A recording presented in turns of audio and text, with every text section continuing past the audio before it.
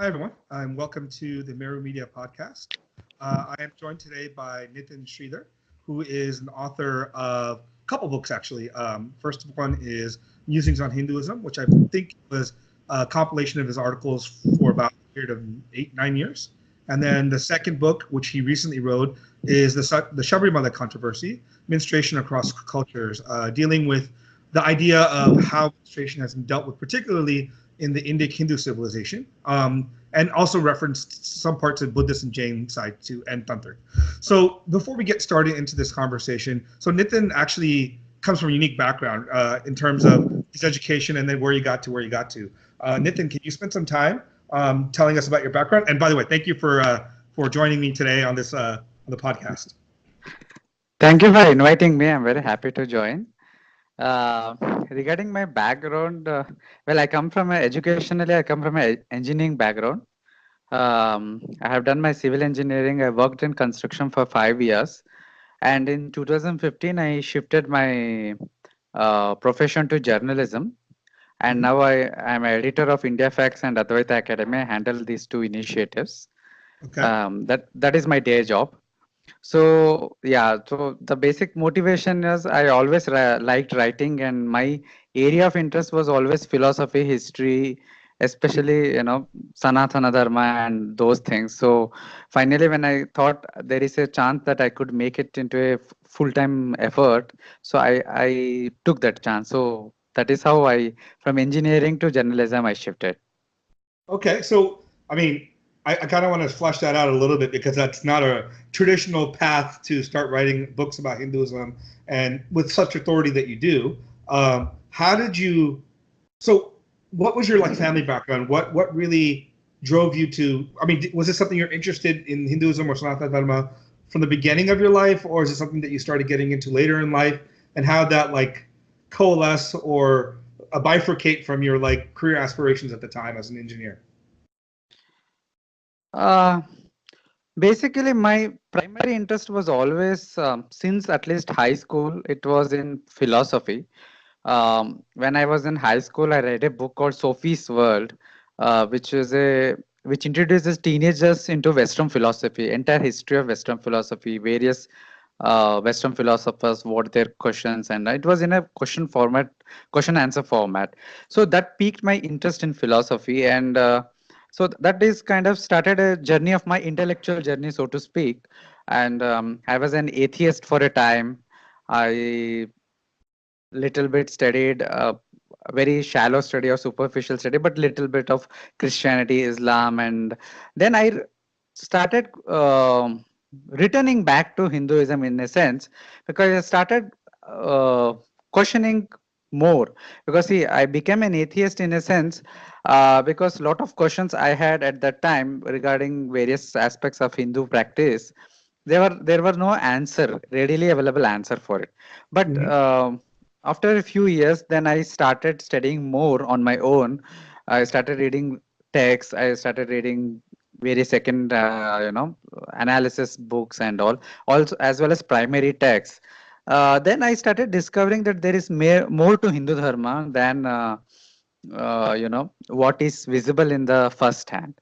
And later I started doing sadhana. So it was a kind of a full ghar wapsi, so to speak, uh, into a from being an nominal Hindu to a atheist, and finally, returning back to a political Hindu. I was kind of political Hindu for a time, the kind of, those who have allegiance to political identity of a Hindu, but they do not Right. have any allegiance or any understanding of the practice of the civilization. So I was a political Hindu for a time, and finally, with starting of sadhana and those things, so now I consider myself as a practicing Hindu in Hmm. whatever extent. The extent is always, there are challenges, of course.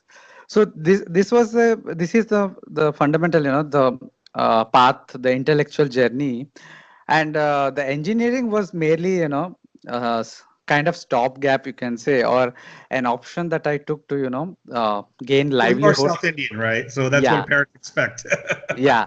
I mean, it was my choice in a sense. See, even when I was in 10th standard, I knew that my favorite subjects were history and philosophy. Yeah, But because of, uh, ignorance or the practical reality is that humanities in today's India, its scope is very less. sure. There are new options today available, but still it is very less. So obvious chance is either you go to science or you go to commerce, from a purely from a livelihood perspective. So I Sure. made a conscious decision to pursue science even when I was in after 10th standard, when I took up 11th and 12th and then engineering. So it was purely Right. it was not out of love but purely out of practical considerations. Yeah, I mean, that makes total sense, right? In the beginning of your life, most people tend to focus on what my job is going to be, how am I going to enjoy my life, and you're not really thinking that much about. I mean, maybe you were, but you weren't thinking much about sadhana practice and the very larger civilizational issues, or to be the adhyatmic issues that would be present. I- Interestingly, what I thought, the rationale I had was, I would anyways be pursuing my interest in my personal time, be it sadhana, be it philosophy, be it history, whatever it is. Sure. Uh, I don't need to make it into a full-time work. I can pursue it in my personal time. I mean, Right. now when I look back, I find it kind of naive because after I, finished my engineering and I joined, construction field, I realized that there is no time for personal things. You always job day to night, each day, and by the time you return home, especially in civil engineering, it's a challenging in many sense because you're only your in the morning time is fixed. You go to office at 9, but evening there is no guarantee. You come back at 8 p.m., 10 p.m., 12 a.m. It's Yeah. not a guarantee. So while I was a student of engineering, I used to write. I used to write then also. I contributed articles to Pioneer and all then. So I used to write around one article a month at the least. But when I was in construction for 5 years, I could hardly write one or two articles. So Right. that was the kind of there was no space. There is no time for pursuing personal. It may be sadhana or it may be my self-interest in the sense. So I've kind of got there was no fulfilling in my heart with Mhm. what I was doing. I was kind of feeling um, not fulfilling enough. So that was the major driving reason that I thought if I get a chance to do what I like most, in which I feel Right. most fulfilling, and somehow I can, manage the livelihood also. I should go that, take that opportunity. And fortunately, I had that opportunity. No, and I think I mean, I'm not saying you made the best choice, but I think you made the best choice for yourself because I think you kind of built a good niche for yourself, especially in this. I think the right time you struck while the iron was hot. India Facts. You're also involved with India Facts too, right? You write for them also, correct? Can you repeat? I lost your Oh voice. yeah, you also write for India Facts, right? Yes, I am editor of India Facts. So Yeah. not only manage it, but I also write. Yeah. So yeah, I mean that's been taken off considerably well. So again, congratulations on that. Thank And the you. work you guys have been doing is fantastic, right? You're putting a perspective out there. To be honest, probably 10, 15 years ago would not have been out there. And it's really coming into vogue, I think, in the past few years, because I think you're touching upon, and many other people are touching upon this throbbing vein in Indian civilization where we're trying to understand our own history from our own sense, not from an outsider's perspective necessarily, or not from the rose tinted glasses of Marxism and communism that's been pretty much prevailing in India for the past 70 years. So the work you guys are doing is really good because it's allowing regular Joe schmoes and Jane Does on the street to really become a little more cognizant of their own background and be proud of it in some sense, instead of being constantly with this mindset of everything from the West is what we need to ape and everything from India is either like super spiritual or super mystic and there's no other value from it outside of yoga and meditation. And I mean, you can't boil a 5,000 plus civilization down to two things: yoga and meditation. There's so much more involved. So, with that in mind, what I want to do is um, kind of jump into two things that you actually you mentioned philosophy once. So, what kind of philosophy are you particularly specializing in, or what's your interest? Which particular darshana, I would say, is better? Yeah, so darshan is a better term. So my personal subscription is with Advaita Vedanta. I am a Vedanta, and so I have been studying Advaita Vedanta on my own mostly. My studies are Uh-huh. almost it's my on my own, but of course, with reference to a lot of teachers who are well versed in the shastras. See, I run Advaita Academy, and we have around more than 35 teachers who are Mm-hmm. all studying the Guru Parampara, and Uh-huh. who teach us, who we record their classes and put it out. And that is also a part of the I get the benefit of that also. But mostly my studies have been much before this Advaita Academy. I joined Advaita Academy just 2 years back. But Uh-huh. even before that, I have been, studying Advaita Vedanta. I have studied little bit of this and that, little bit of tantric philosophy, little bit of other darshanas also. But my main area of focus and or something, my sampradaya is Advaita Vedanta. Is that the Kevala Advaita, which is Shankara's, or Yes, is yes, okay? yes, So it's yes, not yeah. like Shuddha Advaita or the Neo Vedanta of Vivekananda or Ramakrishna, or See, I think this Neo Vedanta is a misnomer. There is nothing new in it. Uh, if you take a broader perspective, what Ramakrishna or Vivekananda says is Advaita Vedanta itself.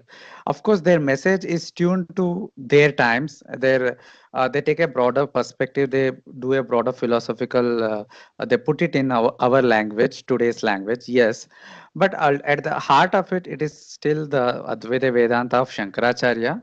And I don't I think this neo Vedanta is little bit of misnomer. Of course, there are certain strands of this neo Vedanta, like I can see a lot of people saying that um, everyone just be in the present and you can be a Vedantin, you can be a Gyani, you don't need to do upasana, you don't need to do practice. So a lot of these things are being presented as a neo Vedanta, and there are a lot of issues with such things, but neither Vivekananda nor Ramakrishna actually enunciated such things. They all, yeah. no, I mean that's right, but I mean I mean the term misnomer. I would say it's because I've spent some time studying Shankara too, right? So Shankara has a very particular way of approaching the Vedanta sutras and Bhagavad Gita commentary and Upanishads, right? So he comes from a very, in some sense, a very mimamsa view of the text. In some sense, right? We have to look at how he views what the shastras say, and he's very, because of the nature of Advaita and because of the nature that any sort of experience of Brahman cannot actually be experienced in a phenomenal sense, right? You have to have a superlative sort of experience of Brahman to really have that deeper, I mean, darshana in that sense also. But the Neo-Vedantic, and the reason I call it Neo-Vedanta, because they're not necessarily bound by the rules and strictures that Shankara places down. Like, for example, like Shankara's big thing is only Dvijas can get moksha, because only the people that can get into the Karma Kanda and Jnana Kanda of the Vedas can any way connect to Brahman in that sense. But the I am Neo-Vedanta, not sure, but I'm not sure Shankara says that only Dvijas can yeah, he attain says actually moksha. Brahma Sutra Pasha. No, but I think that needs to be put into a context because elsewhere he also says moksha is open to all. See, that is the Hindu view, that moksha is open to all. The path to moksha may be different, and each person has a different path to that moksha. See, for example, the path through this Vedanta, study of Vedanta, is perhaps, yes, for Dvija. The path for sannyasa is for Dvijas, yes. But there are paths like bhakti, which is for everybody, and Right. everybody can attain moksha. So I think we need to take a broader perspective of the and Advaita Vedanta Darshana, including a broader perspective of Shankaracharya's teaching as a whole, and No, not no, yeah, not in isolation. That's no, my you're limited right. point. We shouldn't Yeah. take it in isolation, but I think some of the things that, and we can discuss this. I actually think it's a good thing to talk about because some of the things that people forget is these darshanas, and especially the schools within the darshanas, right? Like the Advaita school within Vedanta, they're very particular, right? They create their entire new ecosystem of practice and ideas and philosophy. Like for example, Vishishta Advaita has its entire set of different practices, right? Yes. Like for example, you don't do any Anya Devata worship. You only focus Vishnu, Narayana avatars, the Vaishnava pantheon. And Madhva has his own hierarchy, and everyone has their own system, right? So each system is built for particular types of people. And Yes. Shankara's in a big way, from my understanding of Shankara, reading both his bhashas, of both the Bhagavad Gita bhasha, Upanishad bhasha, and then also his Vedanta bhasha, is he comes from a perspective of, number one, I mean, I don't disagree. I disagree with many people that says he came and took back Hinduism from Buddhism. I actually think he came in with a much more different perspective, which is to add value to the things that were lost already, right? So there was a Vedic tradition that had become kind of b- bogged down with rituals, bogged down with a certain way of thinking about the world. And I think that was changed with Shankara. He renewed the Vedic system in India, right? And I don't think he took it from Buddhism because Buddhism was practically already gone from the subcontinent at that time. The regular historians will say it was still there, but it wasn't. So he came with a much more, I think, a powerful message about how to connect to I guess Brahman in this sense, right? Something that just seemed very esoteric and beyond people. With his Saundarya Lahari and Bhajagovindam and Kanakadara Stotram and all these other things he did, he brought the essence of something so lofty and difficult to understand to the common people. But he also had a system in place which the Matadipatis are now following, right? Their entire tradition, Sampradaya, is following. So I think it's important to recognize these schools are different and they're unique in their own way because they had a purpose, each of them. Yes, definitely. Each of the acharyas address certain need of the people at their times, Yeah, and they tailor made their teachings based on their conviction, based on their own personal sure. experience, as well as for the needs of their audience. See, the beauty of Hindu Dharma, Sanatan Dharma, is that the same teacher, the same acharya, can give apparently contradictory instructions to two different disciples. Right. Yeah, because the needs and the stages of each person is different. The temperament of each person is different. So coming back to Shankaracharya, his contribution is very unique. Uh, I would not say whether he took it back from Buddhism or not. Buddhism existed still is till the Islamic invasions. Buddhism existed when it was finally wiped out by the Islamic invasion and not by Shankara. But what Shankara did, Kumarila Bhatta, Shankara, Yeah. and Udayanacharya, the trio revived Indian darshanik systems. They Hmm. revived the Vaidika Mata. And while Kumarila Bhatta and the Mimamsa stressed on the rituals, which are very Hmm. important, see, it is assumed, it is at least portrayed today that Shankaracharya sidelined the rituals. It is No, not he true. didn't.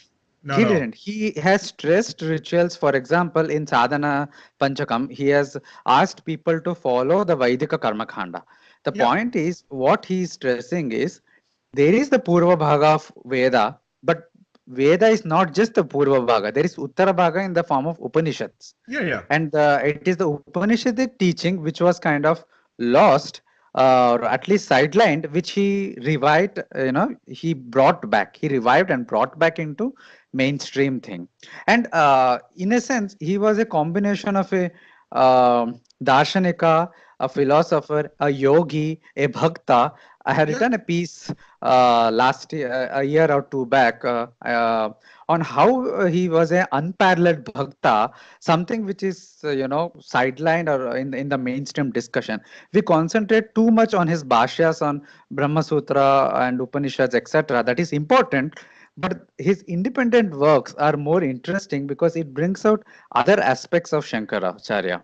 He was a Sure. yogi, he was a tantric practitioner, as can be seen from Saundarya Lahari, which is a practical manual and not just a praise or hymn to the deity. It is both a bhakti text, it is as well as a tantrika text. Sure. There are other stotras, and also he was a, as the Shringeri Acharya says, he was in a true sense, he was a Jagat Guru. Sure. And there are many Jagat Gurus like that in every sampradaya. It may be Shuddha Dvaita, Vishishtadvaita, or Dvaita, whatever may be the sampradaya. No, I think you're right. I mean, look, it's one of the things, like, this is always a difficulty of talking about Hinduism or Sanatana Dharma anyway, because like we've mentioned, it's very, very contradictory insofar as you can have darshanas within that darshana have contradictory statements because it's said to different people. Between darshanas, there's contradiction. Overall, the system has contradiction because I think the way I see it is diversity by definition requires contradiction, right? Existence in the world requires contradiction. And for a system like Sanatana Dharma, and Hinduism, whatever you want to call it, because it's so broad and it's so all-inclusive, you're going to find the contradictions there. But the contradictions only become contradictions when you take them to be absolutely true in and of itself, as opposed to situational for what's being said. Yeah, interestingly, see, we are using the term darshana. See, darshana means worldview. So vision, so it implies two things. One, we are anchoring ourselves to certain framework of mind or certain worldview, and then perceiving the entire world, all concepts, all philosophies, or all practices from that anchoring or that framework of mind. So when you change that worldview, or when you change the framework of mind from one darshana to another, there a different perspective emerges. So from a kind of outsider perspective, it will appear as a contradiction. But from an insider's perspective, it may not be a contradiction. I mean, because we are not speaking in an absolute sense. See, as well, as long as you're in a vyavaharik or transactional things, our perspective is always limited by our frame of reference. Sure. So obviously, at a transactional level, there is bound to be certain contradictions. But as we move deeper and deeper, or higher and higher, these contradictions begin to resolve on their own. As the Upanishad says, when the knot of the heart is broken, all the doubts are clarified. So it is a reference to the ultimate state of jnana or moksha, or however you define it, that at that ultimate state of non-duality, since I am from a Advaitic background, so so an ultimate state of non-duality or moksha or jnana, that all the other things fit into the place. Whether the ultimate state is duality or non-duality doesn't matter. If you just take it as moksha, then at that stage, all doubts, all contradictions will resolve on their own. So that is a progressive way of understanding that is given in our shastras. Yeah, and that's, I mean, there's a statement, I forget which Upanishad it is anovacham nivartante tatprapya manasasaha. Yeah, I think I'm saying it incorrectly, but basically saying where the mind can no longer go, speech cannot follow, right? Yes. So I mean, the point is experience. When we're talking here, we're talking in language built in with concepts, and by definition, that can never convey ultimate reality. The only way ultimate reality can be conveyed is through the experience of Brahman, of the universe, or whatever you want to call it. And that experience is beyond speech, beyond thought. And I think that's what we shoot for, right? The nirvikalpa samadhi that we're all looking for. It's in fact beyond nirvikalpa samadhi, the state of atma jnana or brahma jnana or jivan mukta is something what I think Ramana Maharshi called a sahaja samadhi. It's a stage beyond the nirvikalpa.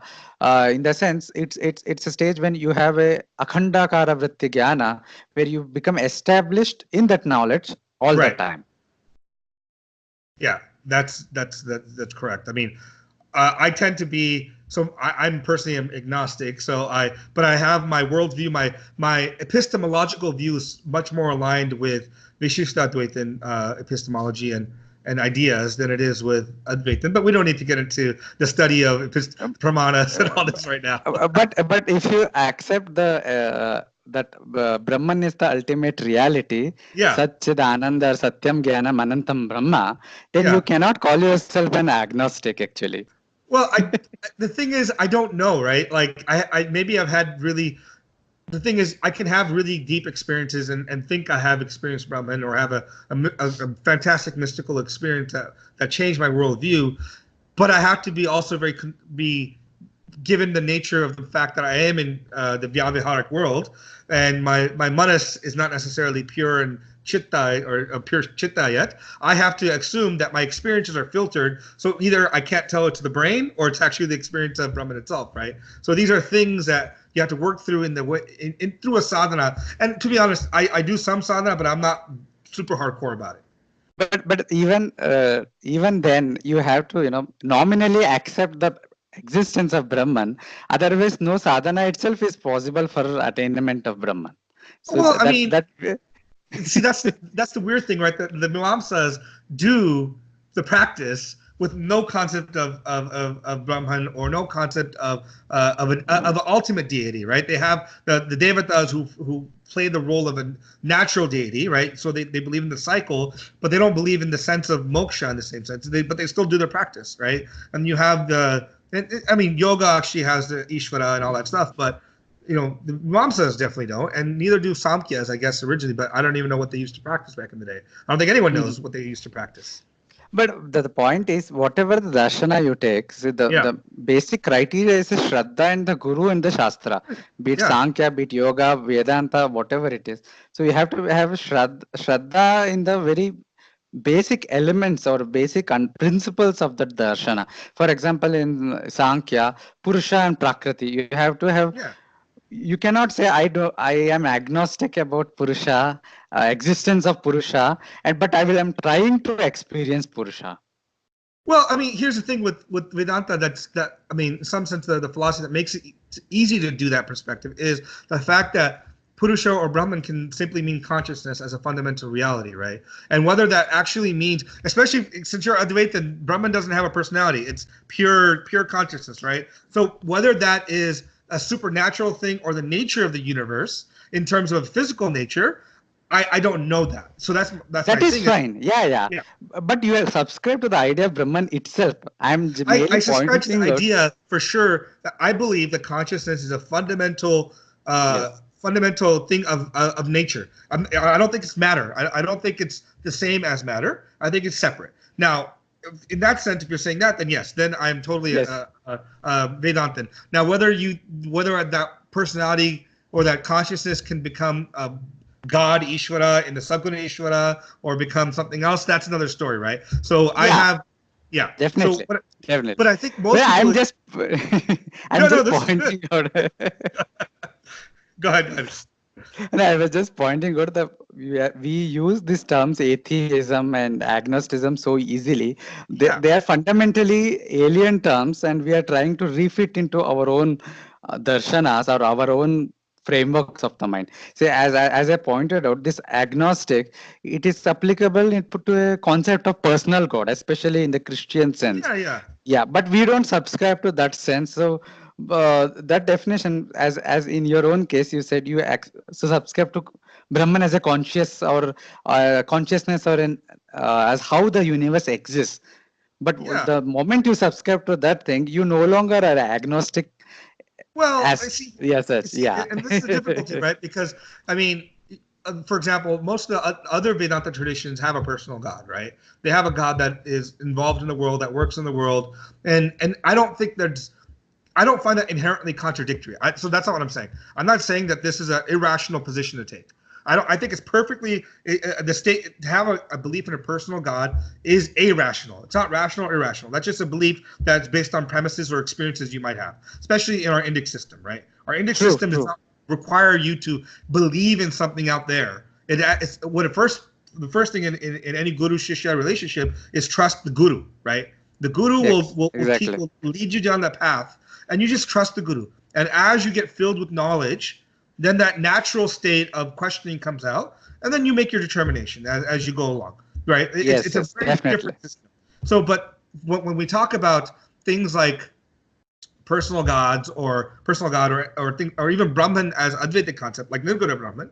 Nirguna Brahman is very different from just Chaitanya. Is very different from Chaitanya because Chaitanya can be a the false identification with manas, intellect, ahamkara, with the Atma, right? And the Atma itself is a limited is Brahman limited either by Maya or, I mean, it depends on what school you buy into Advaita, which is whether Maya exists on Brahman or exists on the Jiva. That's two different things, right? But somehow consciousness itself is a reality, but Brahman as a super consciousness is another reality. So what I'm saying is a super So there are consciousness. no, yeah, in Advaita there are no difference between No, consciousness and super consciousness. no, there's What not. is, yeah, what is Brahman is also Atman. The same Yeah, is Atman, the same is Brahman.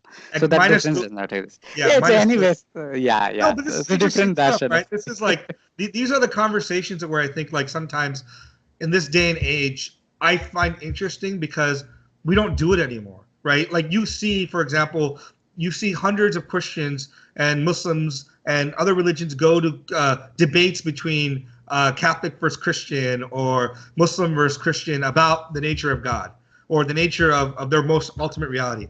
We don't do that anymore in our traditions. We basically have taken us. I mean, I think they do it with a particular set of scholars, but we don't do it as like a community anymore to engage with each other and about how to go along and have a dialogue about thinking about the world, conceptions of God, conceptions of all these things. Because it's important, right? Fundamentally, I think it is. See, it is fundamental, but unfortunately today the people are conditioned to think that these are uncool things. They would rather discuss about their boyfriends, their marriage, their Oh, sure. jobs, and their employment than to discuss about culture, civilization, dharma, adhyatma. So this is a fact, especially in India. Uh, if you speak of philosophy, you are odd man out in your group. Yeah. Well, unless you talk So about Western that is, philosophy, unless you start yeah. talking about Socrates, Plato, Kant, all those guys, Oh, then you're really cool. then you're the cool guy. Yeah, that's right. I mean, as cool as one can be by studying philosophy, right? Yes. No, but no, that's good. I mean, so let's actually go to your next point, which is, and we can have another episode. We can get a 3 or 4 of us different Vedantic people on and discuss Vedantic issues. That'll be fun. But let's talk about musings on Hinduism. What kind of drew you to write? I mean, it is a collection of your articles, but what drew you to make that into a book format and put it out there as opposed to just keeping it up just on India Facts as a series of articles? No, these actually the articles and musings on Hinduism are pre-India facts. Oh, They okay, are okay, yeah, yeah. They are between 2008 and 2013. So okay. these are all various blog posts. I used to write a lot of short blogs then. So it's a collection of blog posts, newspaper articles, some website articles, some all collection Yeah, of lot of things, but having a common underlying theme in the sense that they all shed light on something about Hindu philosophy, practice, Hindu sure. society, and it also contains my English commentary on Nirvana Shatkam of Adi Shankaracharya. There are few translations of few stotras like Ganapati Atharva Shirsha, a Okay. short commentary on some of the verses of them. And yes, one complete section is on Advaita Vedanta, where these are all very short writings, not very longer ones, Sure. where I have taken some one or two concepts which are misunderstood and misinterpreted in today's time, and I have Mhm. tried to, in as simple as a language possible, try to uh, put in a proper perspective.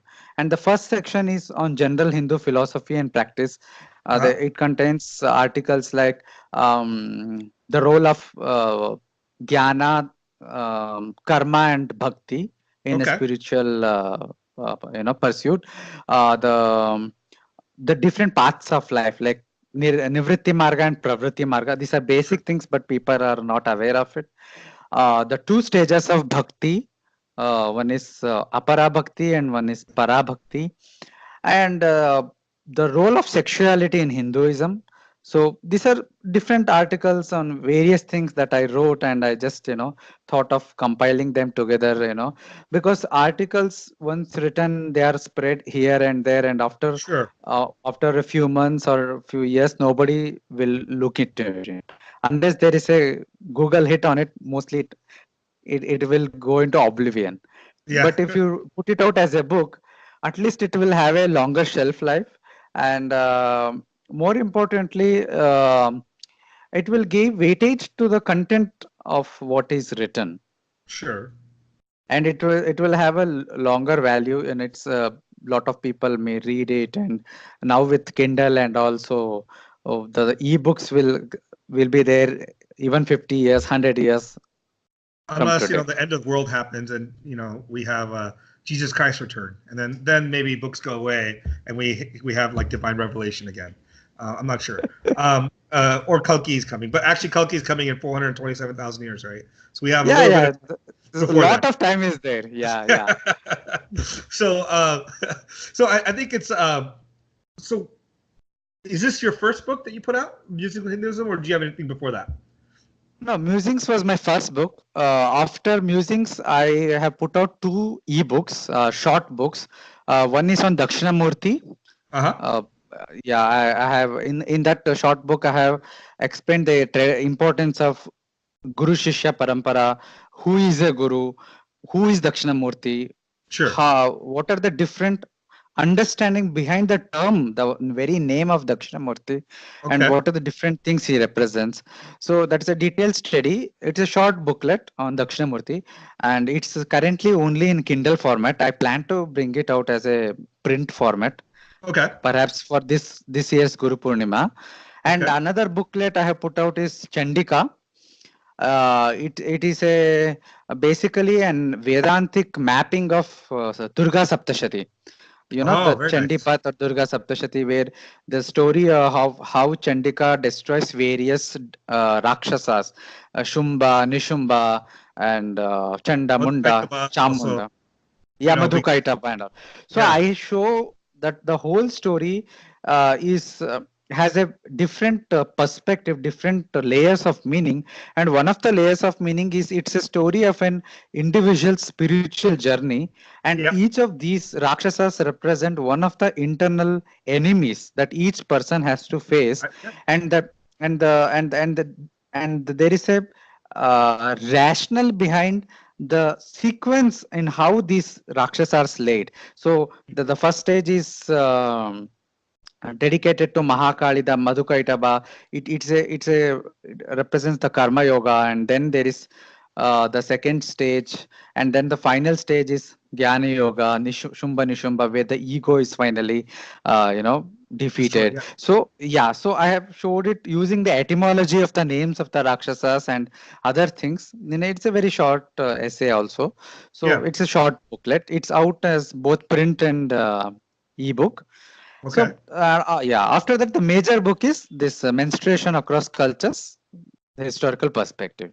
So I mean, I'm assuming that you're a Shakta in terms of your Ishtadevata is probably Devi, right? Yeah, my Ishtadevata is Kali and Tripura Sundari. Yeah, I mean, I figured because if you write a book on the Chandipat, it's that makes sense to have a connection to it. Actually, last year, so I live in California in Los Angeles. Last year, Rachit and I, who's also my co-host on this, we did about we couldn't make it to all 9 days of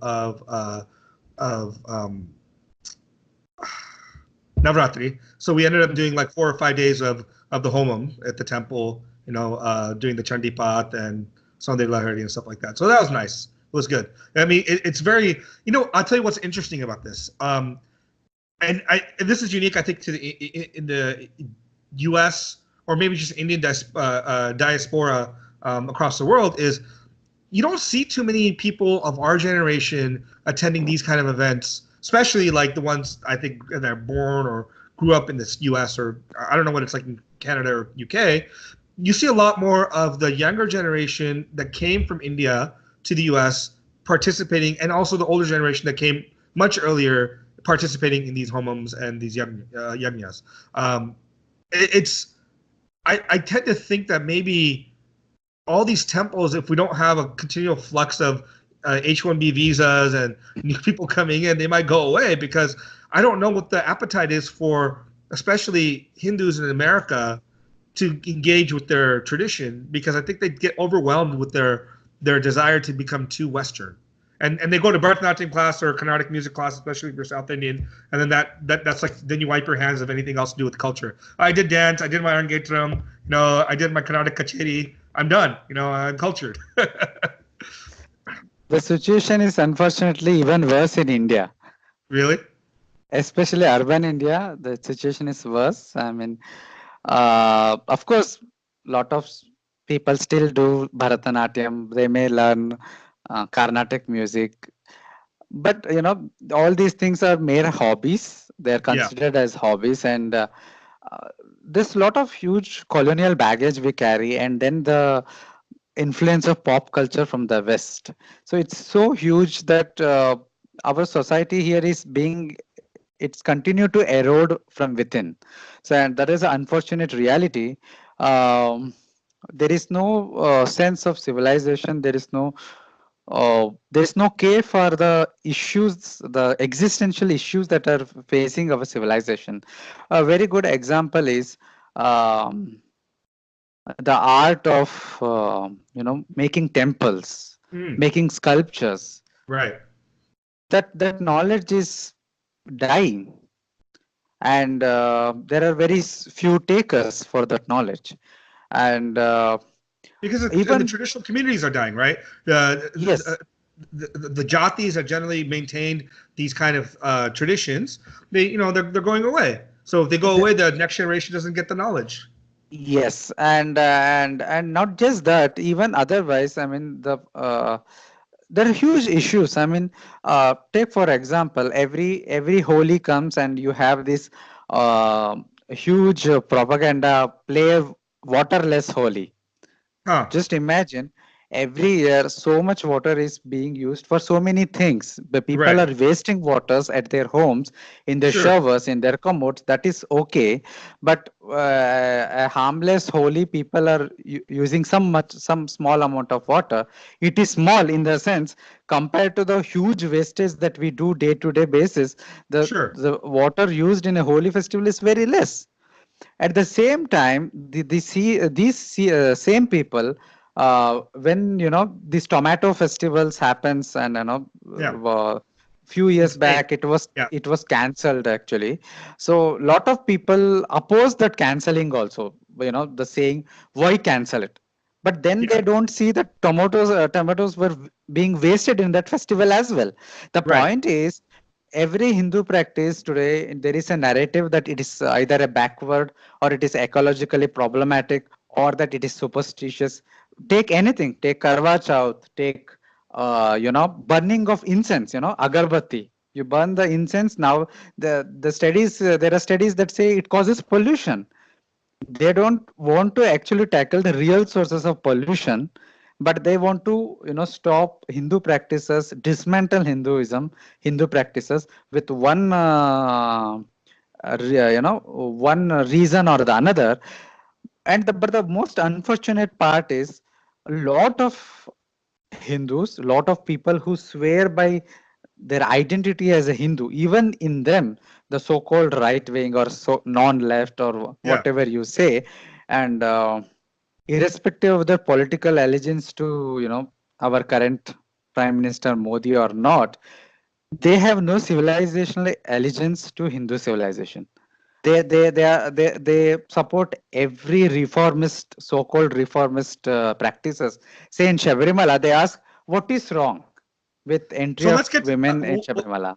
let's put Sabarimalai on hold for a few minutes. I just want to Yeah. do some pushback on a few of the things you said. Okay, I just want to engage in the back and forth on this, because one of the things that's important that you bring out is, yes, for example, like, I know when I lived in India for a few years, in Bangalore, a few years ago, for a couple of years, and one of the things that was going on at the time was starting the ban on firecrackers on Diwali, but it was during weddings and everything else. No one cares.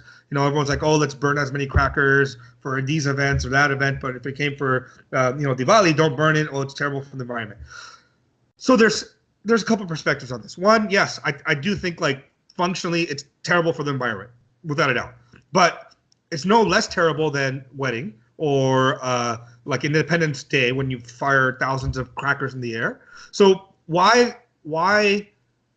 One of the things I think that people do is when it becomes benefit to them. For example, they won't take under consideration how much water people waste generally, because they're probably wasting water themselves, doing the same exact things. So why put yourself under the scrutiny when you could just point out Holi and be like, oh, look how much water they're wasting. Oh, look what they're doing to the Ganga over here. Look what they're doing over there. The problem is, I don't think it's necessarily objective. I mean, they're not intentionally trying to dismantle Hindu civilization.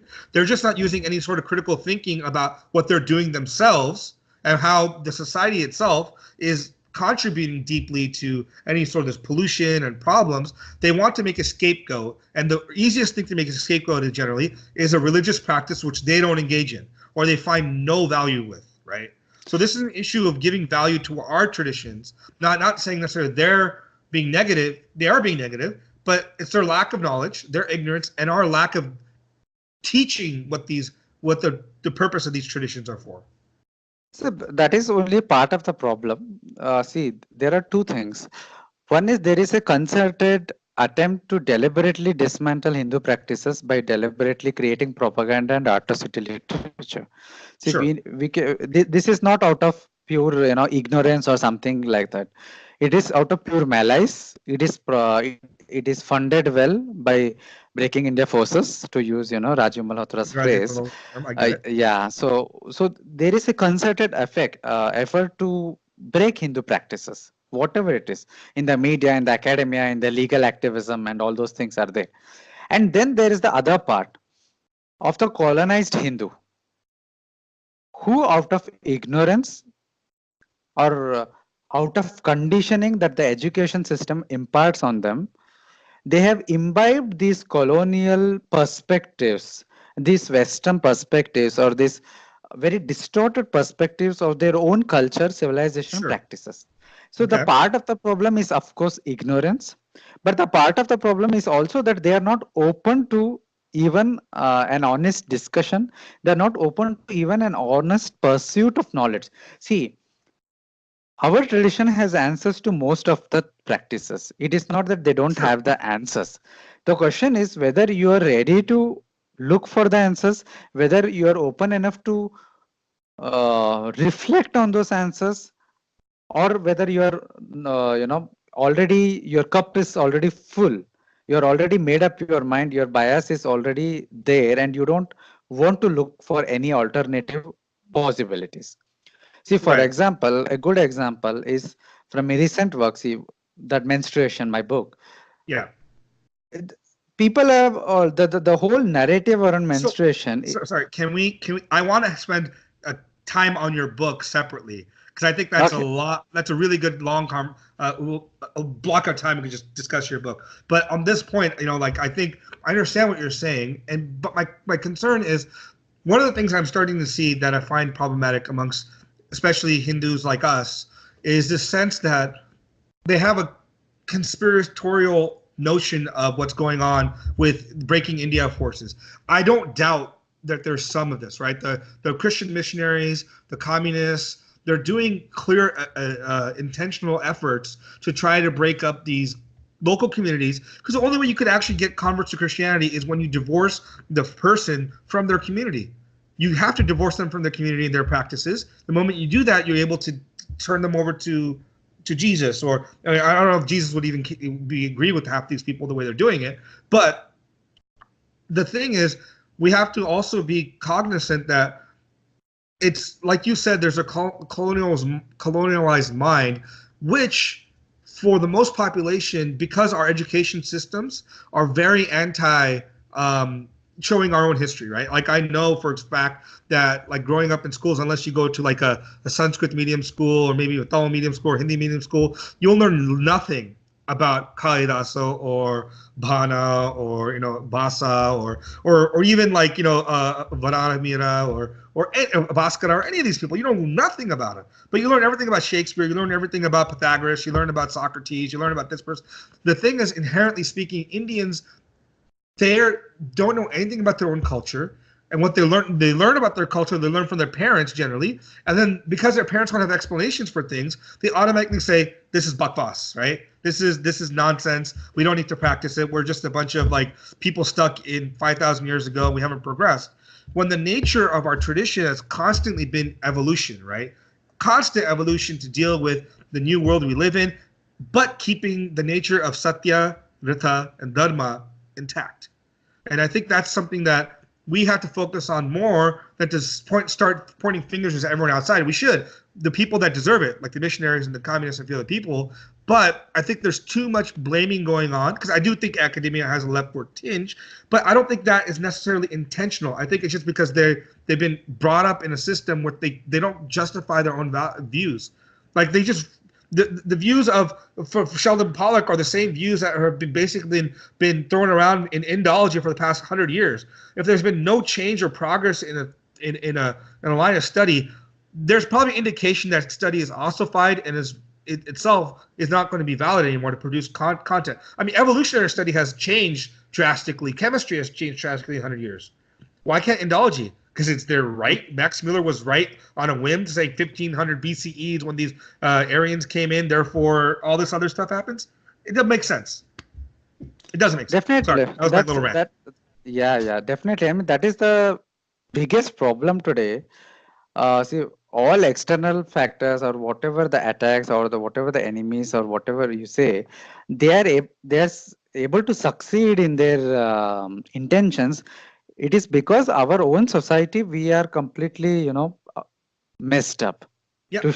To put it shortly, and education is the biggest culprit, because we continue with the same kind of colonial and now with a huge leftist tinge of education, where in the name of secularism, every civilizational ethos, all civilizational values, everything about that makes India a civilization Yep. has been kept out of the curriculum. So it's not just that we don't hear about Kalidasa or Varahamira, but we know about Shakespeare, but it is more deeper. Our worldview is today from the childhood, from schools, media, advertisements, movies.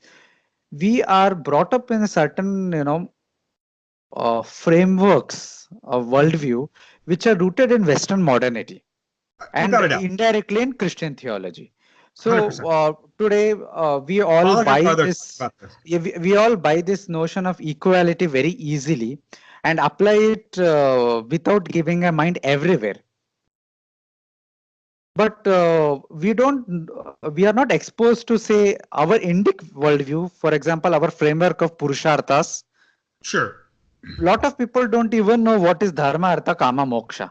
Forget the definition, forget the deeper philosophy. They don't even know what this term stands for.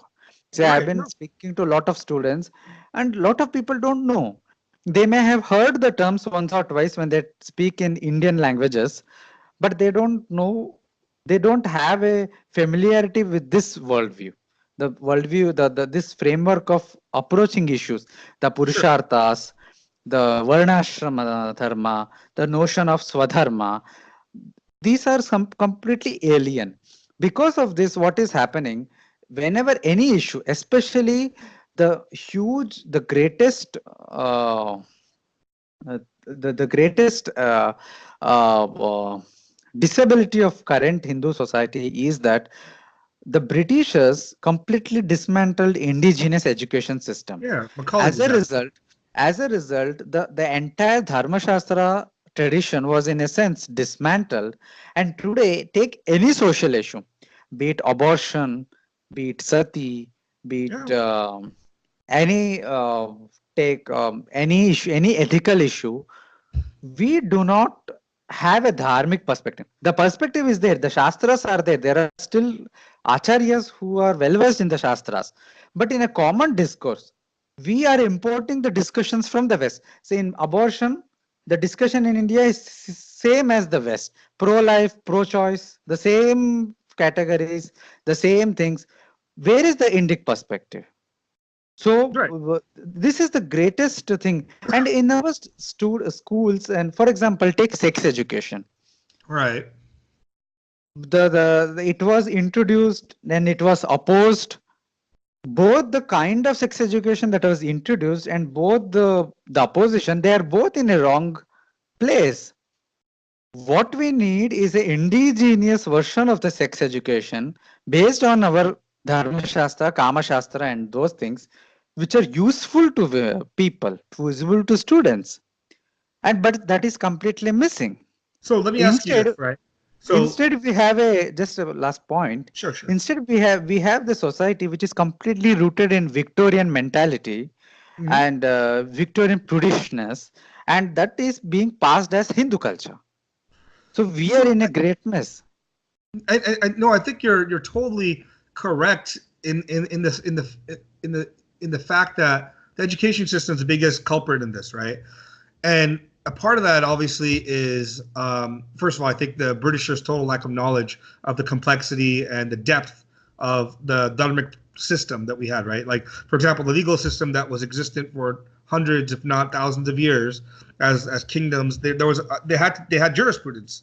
That's all gone. We don't understand fully how because they had case law. There's references to it throughout the literature from medieval times and from near closer to Akbar's and others. There's literature about the way that the traditional system of legal practice occurred, but we don't know how it was done, in a practical sense. And on top of it, the thing that's most difficult is because we don't teach our indigenous dharmashastras or texts, we think that there is a particular dharmic way. I mean, you and I talking here, we're talking a dharmic way, but dharma itself, and I had a podcast about this, it's so complex, right?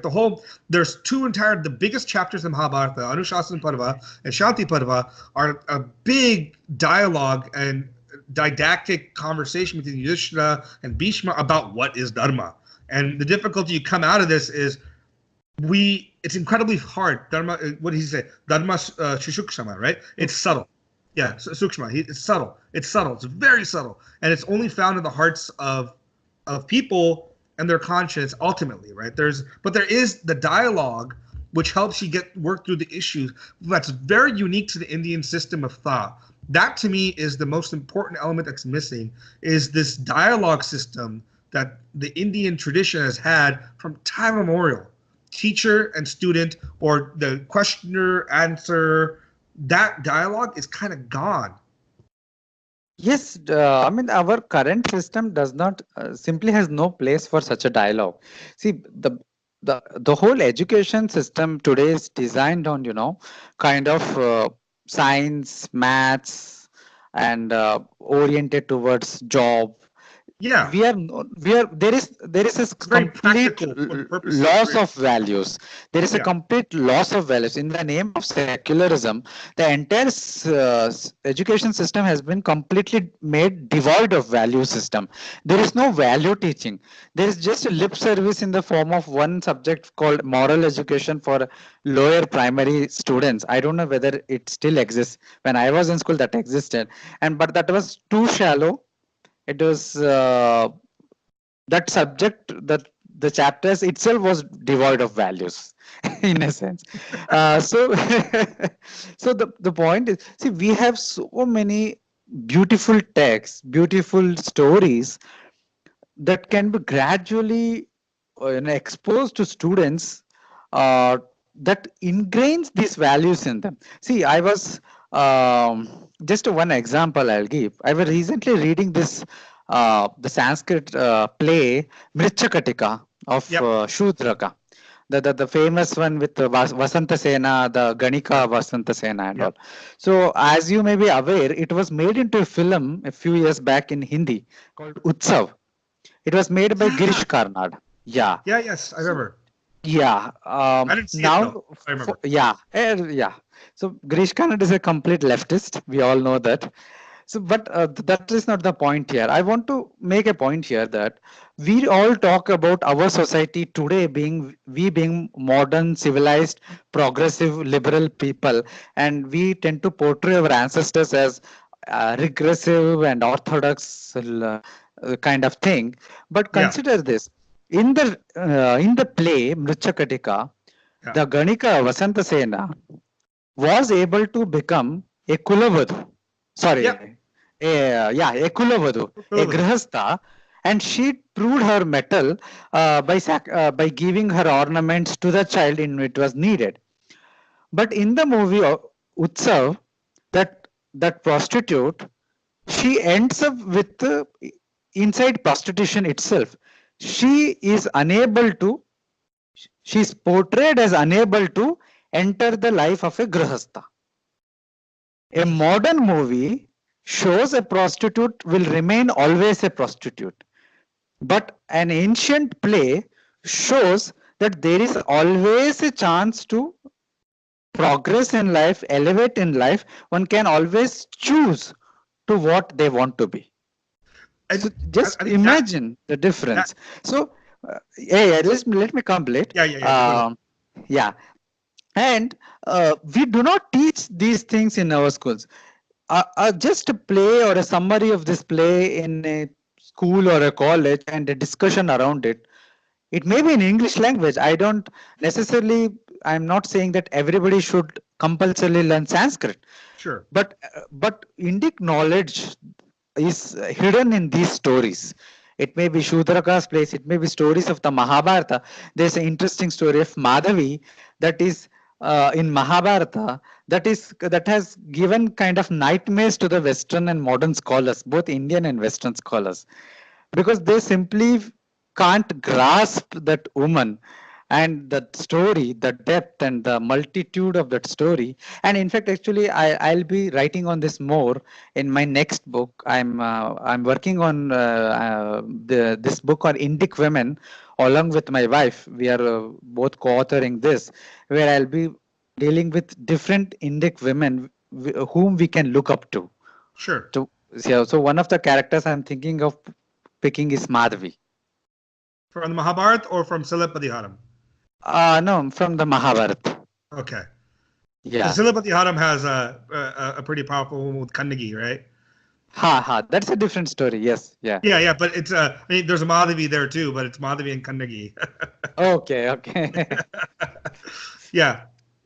So no, I mean your point is very well taken, right? It is like there's some I like you said, I don't care if it's taught in Sanskrit, Hindi, or Tamil, or English, or whatever, Kannada, whatever, right? As long as the lesson is taught, that's the most important thing. Because this is the one thing about I think like Indian culture, at least from the stories we know, it's all about transformation. It's a constant transformational story, right? You have even the story of Amarpalli from the Buddhist text, very similar, right? Starts off as a courtesan, a ganika, and ends up becoming a nun in the Buddhist tradition, right? Pretty much go ahead. You're about to say something. Yeah. I just wanted to make a small point. In all the displays or the depiction of the Ganika, of course, they were the Ganikas, the Nagarvados. Their position, in a sense, in a dharmically speaking, was lesser than Kulavados or the Grihastha Stri. Sure. However, their position in a society was not degraded. No. There was no issue of the human trafficking or degrading that we see today in our present society. Instead, they had complete control over their profession, their own whatever they did. They were financially independent. They had a social status, and they were very much valued by the state machinery. They had played a huge role in the administration, the spy networks and all these things. I mean, Chanakya talks about this. He talks about how the state needs to patronize these places in terms of making sure that it's safe for women, that they can move around freely. They're not raped or treated wrongly. He talks about this. Most of the Dharma Shastras do, that it's okay to have that these situations are part of nature. It wasn't like this prohibition, like if you're a prostitute, that's all you are. No, this is what you did. right? Go ahead. You got a comment to that. Yeah. I was adding that Ganikas were all those repositories of art, music, dance, etc. I mean, was a completely different system that than how we understand or how the prostitutes exist today. So a lot of people fail to recognize this distinction. They kind of superimpose our today's perception or sidelining of the prostitution and the huge social issues, that human trafficking and other issues that are associated with prostitution. They superimpose it upon the past, our ancient classical Indian society, which is highly problematic. It gives distortion of our understanding of the past. Right, and that, I think you see that even in a lot of the translations and works by many Western scholars that come back and they start saying, "Oh, look how they treated these women back there, it's so terrible, this, that." But the texts, I think, don't really play out the way that they're showing it, especially if you read it in the native Sanskrit or whatever, Tamil, whatever you want to say, those texts in the classical era. They show a much more open view towards women and their freedom, right? Like in many of the texts, they say women are free to walk around throughout the city and gardens. Like Mahabharata talks about women in the gardens frolicking around, spending time with each other, as opposed to what we now think of like India back then. Oh yes, they're stuck in their apartments. They couldn't leave the ladies' quarters. Even like Draupadi was the only time she was stuck in the ladies' quarters. And maybe this will be a good point to jump on to the menstruation angle is when she was menstruating, right? The reason she would not come into court had nothing to do with her being a woman, had everything to do with her being at that time menstruating. So let's use this point now to jump on to your book, which is actually, so let me just give you a quick, I am thoroughly enjoying it. I'm, like I said, I'm like 55% through. The reason I know is because Kindle tells me I'm 55% through. Maybe if we take the footnotes out of it, I'm closer to like 80%. I'm not sure. But yeah, it's a fantastic book. It's called the Sabarimalai Controversy, Menstruation Across Cultures. You have 3 titles here, by the way. You have 3 major titles that go. The Sabarimalai Confusion, the Menstruation Across Cultures, and then the last one I think is historical perspective. Historical perspective, right? The actual title is Menstruation Across Cultures, Historical Perspective. The Sabarimalai Confusion is kind of a subtext or a supertext that contextualizes the whole book into the present contemporary issue. Yeah, so I mean, it's been a great book so far. I'm enjoying how much scholarship of original sources you've gone into. I mean, you went to Trayambaka, which is, I guess it's 18th century text or 19th century text, but it has such a probably big relevance to especially South Indian. I think it was much more South Indian text related to Karnataka, Tamil Nadu, and Andhra Pradesh, or what's known as Andhra Pradesh, and Kerala, than it did in the north. But you also have a good amount of Dharma Shastra references, and the fact that you bring a lot of tantric, which really throws a wrench in any kind of understanding of menstruation, especially when you start thinking about that the Sabarimalai temple itself is a tantric temple. It's not necessarily a straight Puranic or a straight Vedic temple. It is a tantric temple, right? So, I mean, we'll get into that, but so let's talk about your book a little bit. So tell me what inspired you first to write it, and what were the major themes you wanted to hit in the book?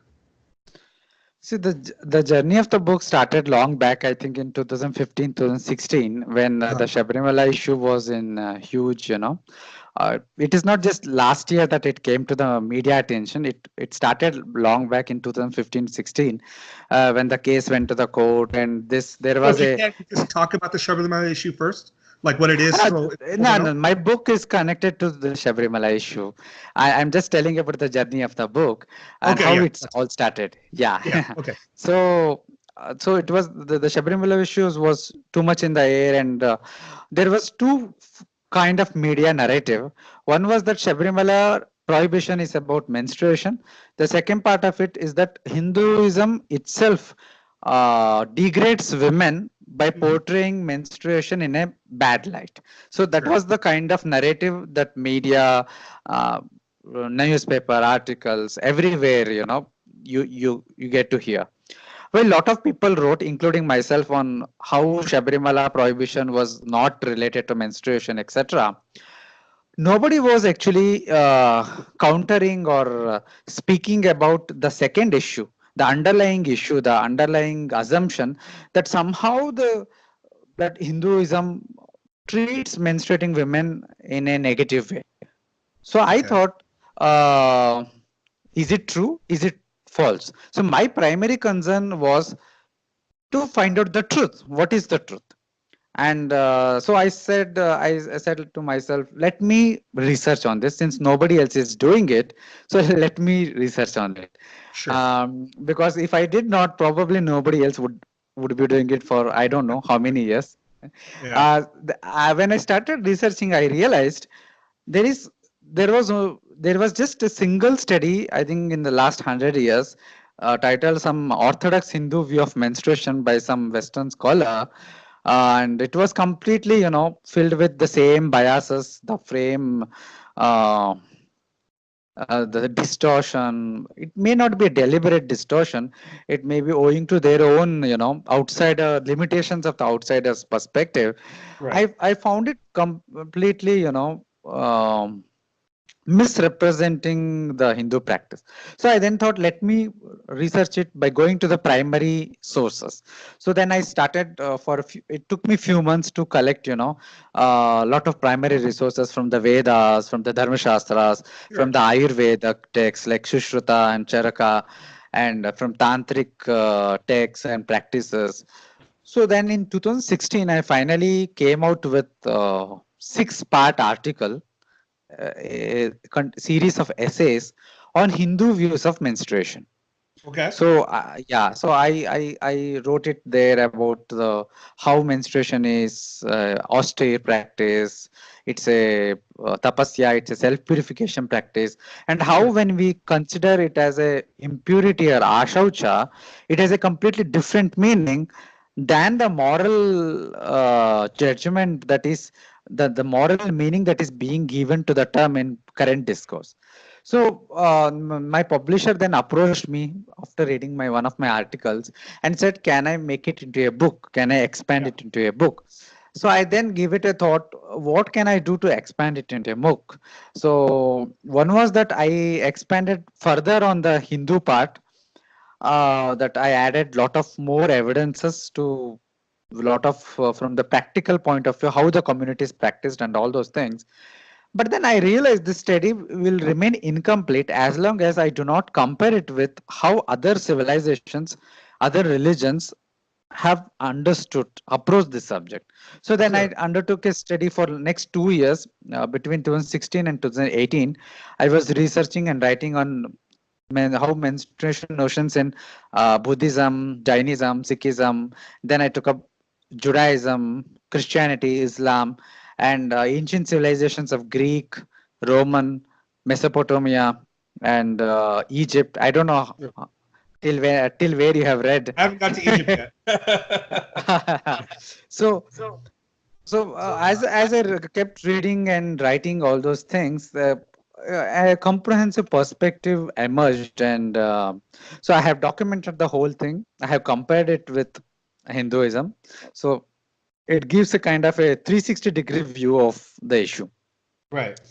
Of course, there are one or few things are missing in it. For example, the Zoroastrianism I have not touched upon there. So, of course, there are few things are missing, but it's more or less a 360-degree perspective, I believe. Sure. Sure. I mean, you can't expect to get everything, right? You try to get as much as you can to actually illustrate the point about the differences between cultures and how they approach this. So, what was, if you can summarize, what is the difference between the Indic views of menstruation versus, say, Christianity, Islam, or the ancient world of Romans or Greeks? Uh, um, there are a lot of commonalities between Indic views and ancient civilizations of Greek, Rome, or all these polytheistic civilizations. Uh-huh. Both of us have this attached notion of impurity as well as the notion of sacredness. And Okay. in our case, this notion of impurity is not by moral judgment. Notion of impurity, for example, in Hinduism, the ashaucha is merely a definition, merely a term which is merely speaking about The For sure. fact that menstruating women is in a heightened condition of rajas, rajoguna. That is Yep. why the menstruation itself is called as rajashrava rajasvala, the flow of rajas. The blood is called rajas. The blood contains the rajasic energy. There is a flow of rajasic energy and heightened condition of apanavayu. So there at a pranamaya kosha level also there is a heightened condition of rajas. And then at the manomaya kosha level in the mind there is a rajoguna, heightened condition of rajoguna, which manifests as say mood swings, anger, frustration, irritation, Sure. all such things. So these things, this heightened condition of rajas makes women ineligible to perform certain, spiritual activities, say do a puja or go to a temple. Because for those spiritual activities, it is needed that they be in a sattvic condition at manasic level, sattvic balanced condition at the pranic level, and a shaucha or hygienic condition at the physical level. Sure. So when we term menstruation as ashaucha, it is simply a definition, it's simply a reference to the fact that owing to their heightened condition of rajas, they are ineligible to perform certain Vaidika and Agamika actions. That is all. Okay. So it is kind of here ashaucha means incompetence and shaucha means vitality or competence. A Sure. similar definition you can find in Greek, Rome, etc. The Greeks call it catharsis and miasma. Miasma is incompetence, catharsis is vitality. Okay. But when you translate all these things, when you translate into English, you call it impurity and purity. So interestingly, when you come to Abrahamic religions, Judaism, Christianity, and Islam, they retain the term impurity. Their practices are very similar to the restrictions, etc., that is found in either Greek Rome or in Hinduism and other Indic traditions. So they have a similar practices like not church. They don't give this, certain church communities, the sects, the women don't go to church. Even if they pray, they are not given, certain things are not allowed for them. Similarly with Muslim women and Jewish, they have to practice, nidha, 7 days of nidha. The practices appear similar, but the underlying philosophical principles, they are different. These Judeo-Christian and Islamic traditions connect menstruation with the concept of original sin. You know the Right. story of Adam and Eve and Right. how they fell, right? Mm-hmm. So they believe that God punished Eve because she made Adam fall along with her. Mm-hmm. He punished Eve that because of this original sin, that women will have menstruation. So Okay. this menstruation, the 3-day period is considered as a period of sinfulness. So they enter this period of sinfulness. So this nidha in Judaism is designed that after 7 days of nidha, they have this ritual bath from which then they become purified themselves. So Okay. you see it that in Abrahamic religions then the menstruation is a state of sinfulness, and there the definition of impurity is sinfulness. But Sure. in India and Indian tradition, say Hinduism, it is not sinfulness. There No, is there's no no problem. moral judgment. Yeah. So what is happening today? The modern, the academic and media narrative is that Hinduism oppresses or degrades women by calling menstruation as impure. But what they're actually doing, they are copy pasting the Abrahamic concept of you know Right. impurity means sinfulness and pasting it, superimposing it upon the Hindu tradition and criticizing Hinduism. So, In the so West, the Christian notions were criticized by the feminists and all yeah, those yeah. people. Now they are simply copy pasting it into Indian context, which does not hold actually because India does not have this notion of sin, etc. Let me add one more point. In medieval Christianity, menstruation, witchcraft, these were all connected, and in the name of witchcraft hunting, by some accounts, around 8 to 9 million women were killed. Such a thing never happened in Indian history. No. There was, So yeah. no, and I think all those points are important, but I'm going to push back a little and just ask you a couple questions on this, right? So a feminist might respond and say something like this: it's not necessarily about the underlying theory of why you do something, but the practice of forcing women to live out or do the practices of menstruation. That itself is it's a condemnation of patriarchy, right? It's simply the males controlling women and their ability to produce. Like, how would you respond But to that? but where is the evidence for force? There is no forcing. It is women doing it on voluntary. Let me No. give a well. Let So me so tell. Let me I tell mean you this. before Yeah. you get that. So before you get that, so Yeah. the thing is, so normally the most cultural anthropologists will say this: it's not an issue of forcing women or women forcing women. There's a cultural practice which is reinforced by the entire culture, and that practice might have originated as a patriarchal practice. It's just reinforced. But the evidence is actually contrary to this that I have quoted in my book. Mm-hmm. The anthropologists have found out that it was in the matriarchal cultures that these menstruation rules were most ruthlessly practiced, most Interesting. Can you explain severely that? implemented. Yeah, the anthropologists have found out that it was in the matriarchal communities, not the Yeah. patriarchal communities, that these menstruation rules and regulations were enforced more strictly, almost ruthlessly. It was in the matriarchal communities and not in so-called patriarchal communities. So Okay. the evidence is contrary to our propaganda or our narrative, the Do you have an mainstream example of that? narrative. No, I don't recall it on hand, but I Okay. have quoted this in my book. I have quoted one of the top anthropologists and scholar who has done deep study of menstruation practices in various communities across the world. Okay. And so the point is, there is a flaw in this argument, Yeah. even otherwise. So Sure. this blaming patriarchy for everything.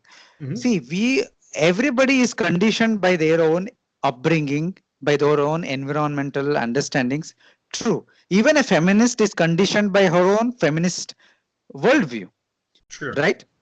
S- But the question is it only the feminist women or the women who are rooted in the Western modern worldview that have an agency to decide what they want to do for themselves? Or No. such an agency should exist for others who are in non-Western, non-white cultures, and don't they have the agency to find their own meaning in their own practices? They Well, definitely have. So yeah. I'll give you an Sure. example of the hypocrisy. I don't know whether you're familiar with something called as a red tent movement that is happening in US. Red It is a tent. yes, red tent movement. This group of women during their every month during their periods they go away from their family from their children and spend time separately along with other women who are also having menstruation. They Okay. don't stay at their homes, they go outside, red tent, they live in kind of tents or something like that at a separate place I know with this. their female buddies who are also having menstruation. And this is celebrated today as freedom of women. This is celebrated as celebration of femininehood. But if the same thing is being done in a rural village in Karnataka or a rural village in Nepal, it is being shown as oppression. Is this not hypocrisy? When the white women do it, when the Western women do it, when the so-called feminists do it, it is freedom. It is expression of a celebration of femininehood. But if the same poor brown women in India does it, then it is oppression of women. See, it is So, all about creating an atrocity in literature against non-white cultures, non-Western well, cultures. I think it's 2 points, right? I think first I would respond this way from a feminist perspective, and then I'll respond my own way, right?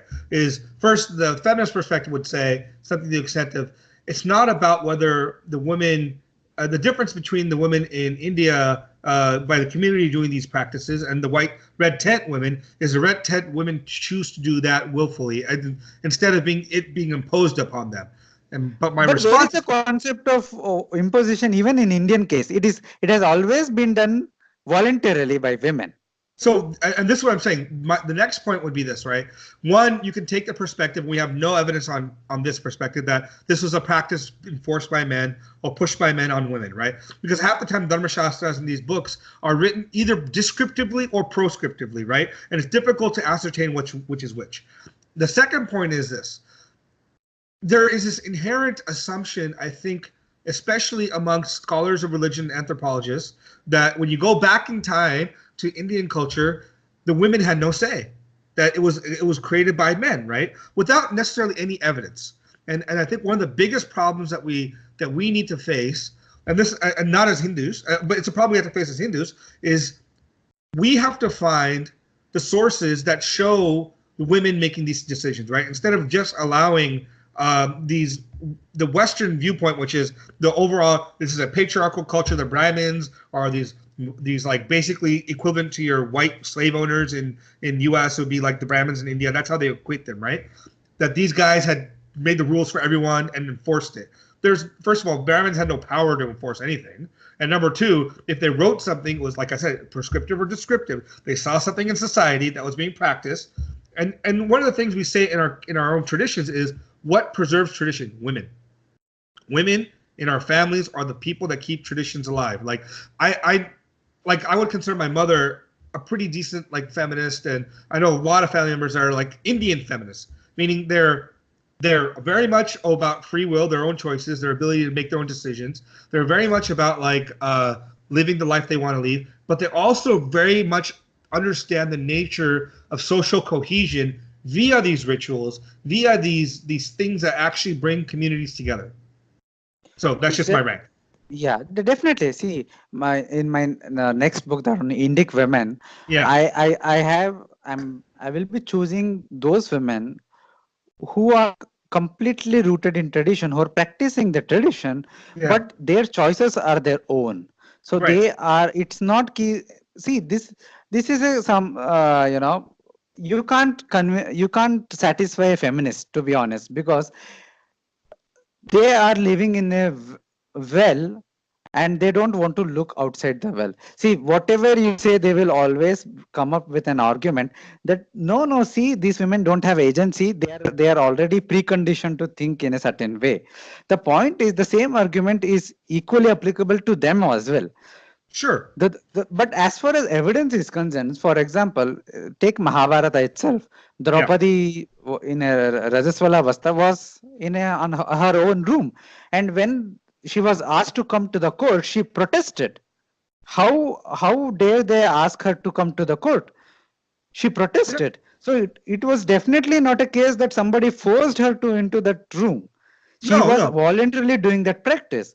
So the point is, and there are other evidences. For example, we have this in the Puranas, we have the story of Madalasa, and she was teaching the Dharma Shastra, etc., to her children. So it was she who was teaching the future kings.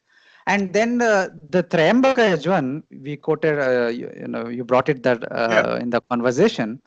The text on Sri Dharma Paddhati, it was actually commissioned. I think not just this, and there are other texts which were actually commissioned by women rulers for guiding women. Yes, a man wrote it, but it was commissioned by women. The whole project was commissioned by women for themselves. So you cannot say this, saying patriarchy, blaming patriarchy is so easy. You have a easy scapegoat for everything, and lot of these, criticisms are coming from a West's own experience of its history. And this is being superimposed on Indian history. And unfortunately, due to colonization and further, continued colonization, even post independence, we are easily buying these narratives that we are now conditioned to think bad about our own past. I'm not saying there were no social issues in our past. I'm not saying our past was something pure and golden without any problems. No, every society has its issues. Every institution has its issues. Every practice, every institution is can be misused, will be Sure. misused by people, and over time it may lead to certain corruptions. Yes, that is the how the things work. But that doesn't mean that India was a backward country. India was the sum total of all the social issues everywhere in the world. So that is simply meaningless, and that is a propaganda.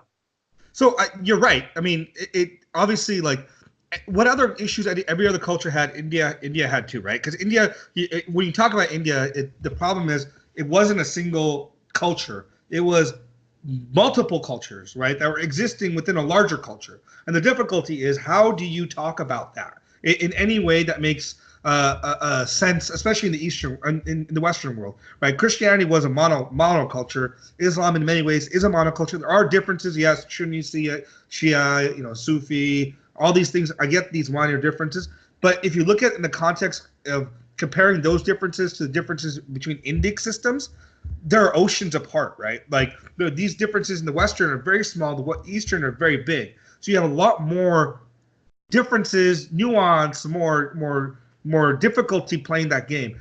But the point you made is very clear. Is if you look back through our text, right? Even someone like Janaka, King Janaka of Mithila, who was considered this in the Upanishads this great Rajarishi, right? Who was a Brahma, a Brahman. He in the Mahabharata was told by his wife how to behave because he was too lost in Brahman. And she brought him back to earth saying, your duty as a king is more important than you seeking this moksha right now. Do that later. You have time to do that. Focus on the wisdom of today to do the right by your king, your subjects. There's numerous stories in Mahabharata of various women instructing men the path to walk, right? Like, for example, even Satyavati, who's the grandmother of the Pandavas, was the person that was running the kingdom after Vichitravirya died. And Bhishma was there. He was there as the military arm, but the basic kingdom was run by Satyavati. And you don't find those kind of stories much in the West, especially as far as in those ancient times. And there might be, to be honest, there might be like the Purdah system was very new that came in probably in medieval times, probably influenced partially by Islamic culture, probably also influenced by the ossification of the status of women over time. Because the Vedic time, classical period, women had a lot more rights. And if you think a lot of these Dharma Shastras, which are written maybe in the classical or even the Vedic time period, the assumption has to be somehow women were involved because even the Vedic, the Brahmanas, all those Brahmanas talk about women being, a Brahmavadini, an Acharya. They talk about these things. So it's not to take the view that medieval or late medieval India was the India of ancient India, where most of these texts came in, is another fallacy that I think people need to address. But even then, even in medieval India, see, we have our Mirabai, we have our Akka Mahadevi, we have so many examples that shows that the point is actually in medieval India, the entire country was under subjugation. It is not just the women who were at subjugation. So because of that whole civilization being under subjugation, lot of the society, lot of restrictions came about, but it happened with the whole society. But what we are doing today is we are focusing on a particular, we are saying that no, this only women were so oppressed, and we are actually missing the larger picture that whole society was oppressed then, and we were in a so in such a society lot of things, lot of institutions become dismantled, lot of so it's a very complicated social scenario, and I think we are yet to make a full sense of what happened. But interestingly, if you take dharma shastras, even those written in medieval times, say Trayambaka Yajman in Stri Dharma Paddhati, he bases his work not on some historical conditions, but on the Shastra Pramana that was before him. So the way to approach Dharma Shastra is not necessarily to perceive it in a historical sense.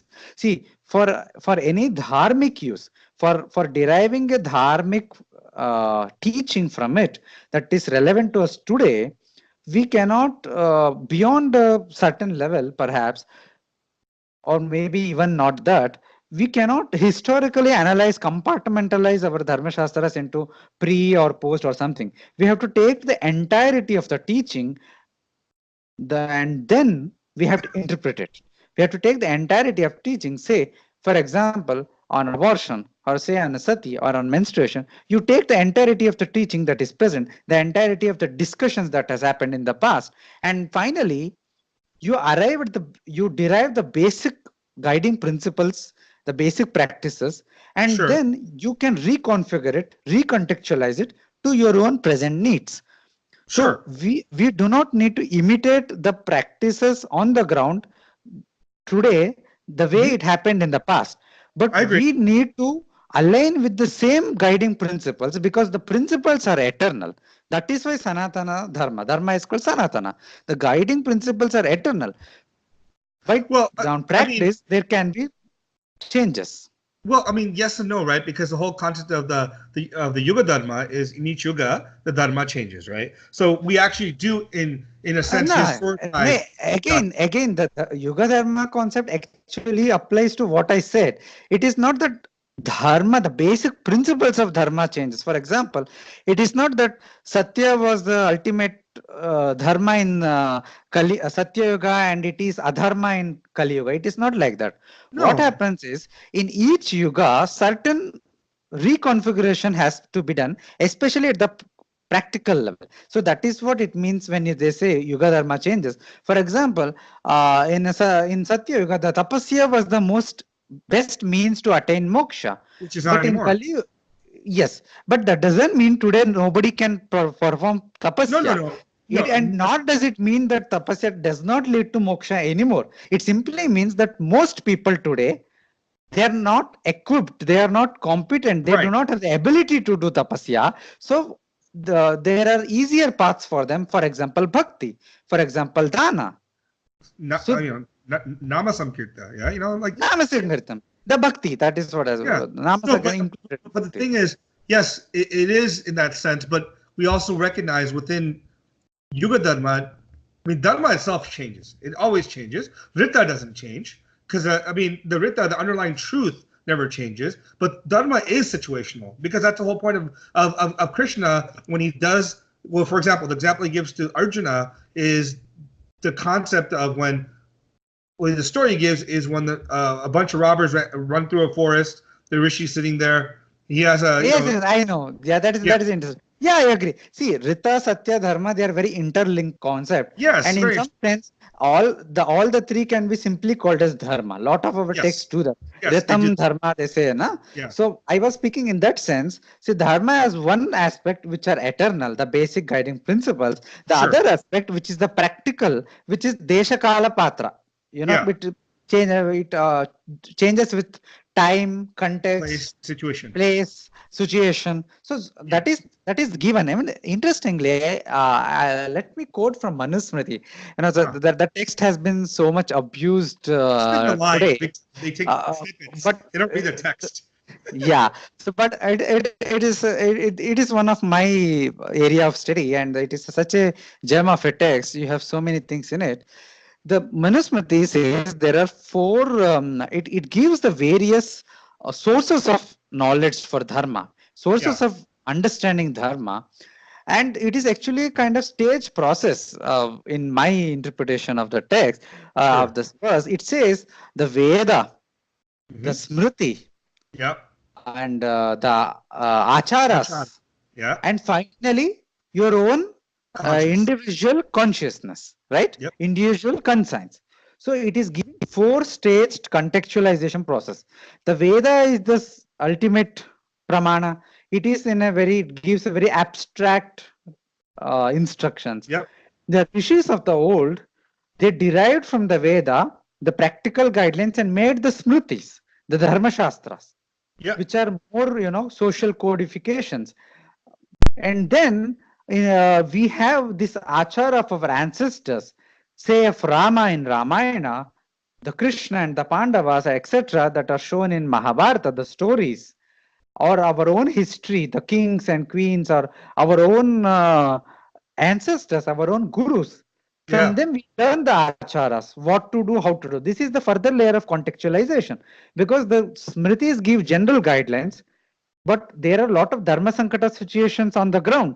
So Yeah. these are dealt with the Mahabharata, Ramayana, Puranas, and our own acharyas we can consult from Yeah. their own eyes.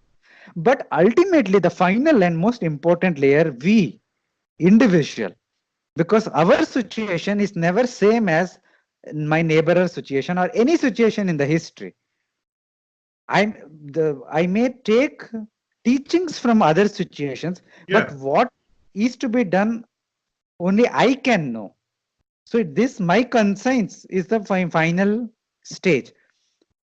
All the other teachings, the knowledge of the Dharma Shastra, of the Puranas, of the stories of Rama, etc., it is to prepare your mind to give, facilitate you, give you enough philosophical foundation, such that ethical foundation, such that when you are in a ethical dilemma in your day-to-day life, you can handle it in Yeah. a mature, you are equipped to handle it in a proper manner. Well, And yeah, in a more dharmic manner, because everything has consequence, right? That's one of the biggest importance of every our. action has Yeah. consequence. Ethics, non-ethical, dharma is you have to bear the fruit. Yes. That is your responsibility, that is your burden. So, but at the end of the day, it is the individual who applies Exactly. the free will. There is a free will, there is a choice. That is how, that is where this the notions, the vidhis of the dharma shastras, they are not commandments of the, they are not like the God. commandments of a Bible. Yeah. The So, and, vidhi basically means you do something, you get yeah. this result. That is Yep. as it's a karma and karma phala relationship. So this is actually a good place to jump on back to the menstruation, because in your book, and I think in a couple of articles, you've also mentioned how these practices of menstruation, especially when it comes to temples and other places, they're never enforced by temple people. No one checks, no one asks, no one does any of these things in a sense of prohibiting women of entering a temple to, or checks if they're menstruating or asked. Because the idea, again, I think we just point this out, is even from our Dharma Shastras, is the idea it's your own freaking decision. It's your own individual. You have to take responsibility. So yes, if you show up to a temple administration or you go to a yajna administration, you can do it, but you have to deal with the consequence.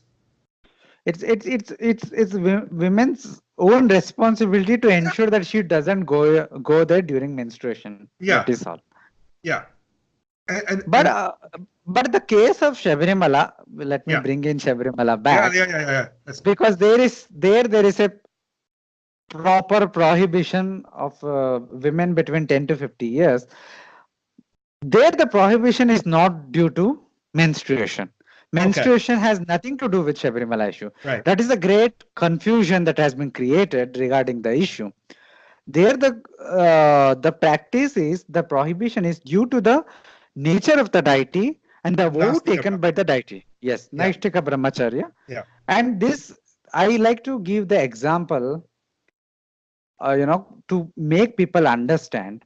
See, if a woman is going on the road, if someone suddenly jumps upon her or eve tease her or molests her, we call it a crime. Molestation is a crime, right? Right, right. Now consider this. If there is a man who has taken a vow of Naishtika Brahmachari, and everybody in that mohalla knows that he is a brahmachari, that he does not want to have any contact with any stree. Yep. There is exception with small children, the girl children, And older or women. very aged women who are Yeah. like mothers and grandmothers. Now he is going on a street. Suddenly, a girl in the neighborhood who has a crush on him jumps upon him and teases him. Is it not molestation? Sure. It is. And we are doing the same thing with our deity Ayyappa Swami in the temple.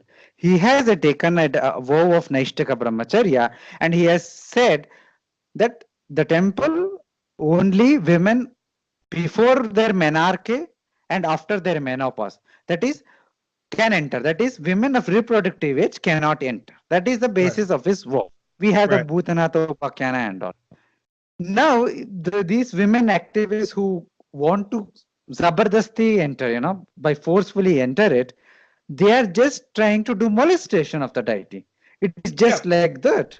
We have lost this perspective in all this noise about equality, women's rights, and all, which are completely misleading on the in the issue. We have lost this basic perspective that this demand to forcefully enter a temple where the deity itself has mandated that Yeah. he will not have a contact with women of certain age, it constitutes a molestation of a different kind. So yes, I agree, and I think your point is well taken from the perspective of the tradition, right? My bigger issue goes to this is the idea that why is the state interfering in anything that a religious institution is doing, right? Like, to be honest, if you make your house a temple, but you say I only want children in my house or adults in my house above a certain age, that I want them to only worship, you should be able to do that, right? Because a Exactly. temple, it should be its own. It has its own rules. It has its own regulations. It's not like a oppression of any particular person. It's just literally saying, because the problem is, I think in India and everywhere else, they think of temples like they think of churches, where all these other things of this the only place to pray, or it's the only place to go, or whatever it is. But the temples are generally connected to natural locations of power, of energy, or some sort of connection to something more ethereal, or in the tradition itself, right? Like like all the Jyotirlingas are connected to very, very sacred spots, because India has a sacred geography. It's not just a random temple that's brought up in the middle of nowhere. It's connected to its sacred location, a grove. There's a grove around Sabarimalai, actually, that's also considered sacred. And even the men that go there, you can't just go there willy-nilly. You have to go there for that small period of time. Was it like 5 months where it's open, 5 months or something like that, where they have to Yeah, follow? 41 days vrata they have to follow. Yeah, yeah, they have to follow 41 days, but the temple's only open for a period of time every year, right? It's only open for like 3 or 4 months. I forget Yeah. exactly, but they had to follow the rules before they even go in. Like, I couldn't just go in wearing a t-shirt and wearing, like, flip flops and shorts. I have to wear exactly what they want me to wear, because it's my privilege to enter that temple. And Yes. if I don't agree with that, what the temple is saying, then I don't go. I respect Exactly. the rules of the temple, because it has its own. It's like entering anybody's house. If someone tells me to take off the shoes in their house, I take off the shoes and come in. If I don't want to take off my shoes, I don't go into their house. Exactly. That is true. You made a very good point. So people have this misunderstanding. People think a temple is just like a church or a mosque or a museum. It is not so. There are fundamentally different things. A church or a mosque, for example, is a congregation. It's a place of congregation where they pray. But temple is not a place of prayer. It's not a place of congregation. It's not just the naturally there are sacred spots, but even otherwise, there is a murti. It is not a stone. That's, It yeah, there is a prana pratishtapana of the murti. So it is a living deity. The temple itself is called as a devalaya, the yeah, house of the temple, and that murti is the body of the deity. So deity has been invited there. It's an energy kshetram, yeah, right? So we don't go to temple to pray. We go to temple to have a darshana of the deity. So exactly. these are the very fundamental concepts. So we go there. The primary reason is to have darshan of the deity. It is only later that we give our whatever problems we have, and then we do the bhakti, we do keep our problems in front of the deity, whatever it is. But the primary purpose of visiting a temple is to have a darshana, because in darshana there is a transmission of energy. We go there to participate in that energy, to absorb the energy of the temple, right? So it's a spiritual sacred activity. It is not a congregating activity. So Yeah. in this way, there is a fundamental difference between the two. So, and the thing is, again, I don't know if I believe in all that, but I think it's legitimately something to be taken into account when you have a when you make these practices or make these laws or rules about what people can and cannot do, because there's an inherent traditional idea of the worshippers and the believers in the energy and the prana of the place that has to be respected.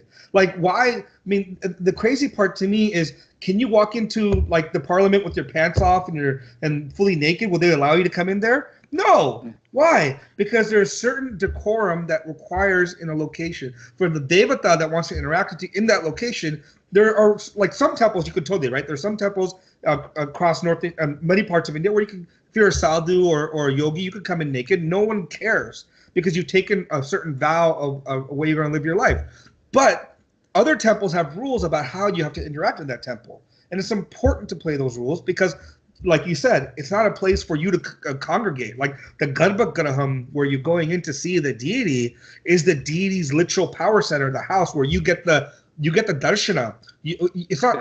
It's not for the deity's benefit you're going. You're going there for your benefit. For your own benefit, yes. And if you're going there for your own benefit, you should maybe listen to what the rules are the deity requires. Well, see, whether we subscribe to the rules, whether we believe in the rules or not, if you want to go there, you have to follow it. That is as simple as that.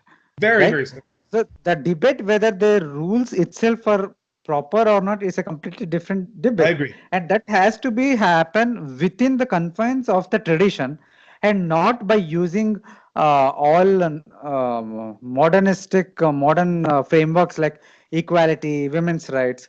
See, because they have no locus standi.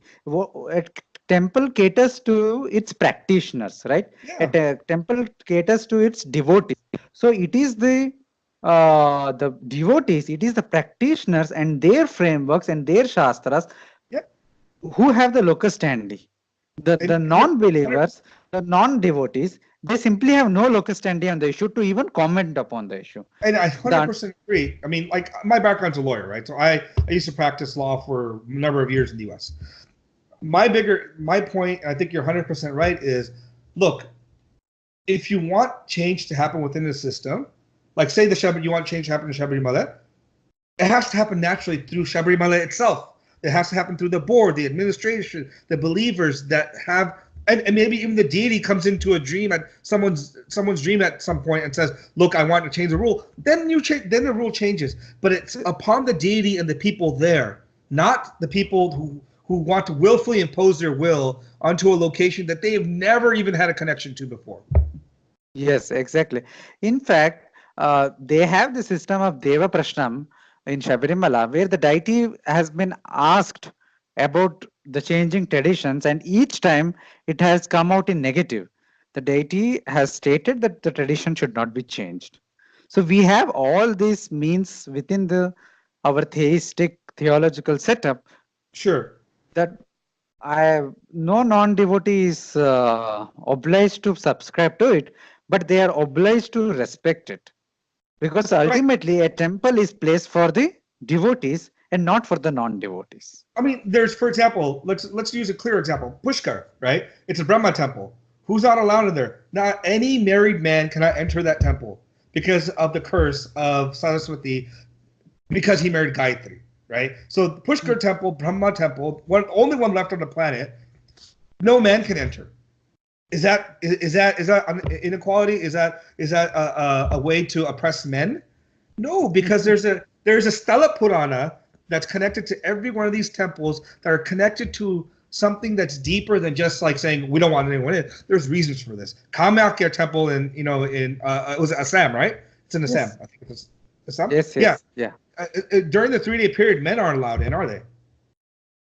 During the 3-day period, nobody is allowed actually. Yeah. The temple is shut. The Devi is given a rest for 3 days, just like women are supposed to take a rest during their menstruation.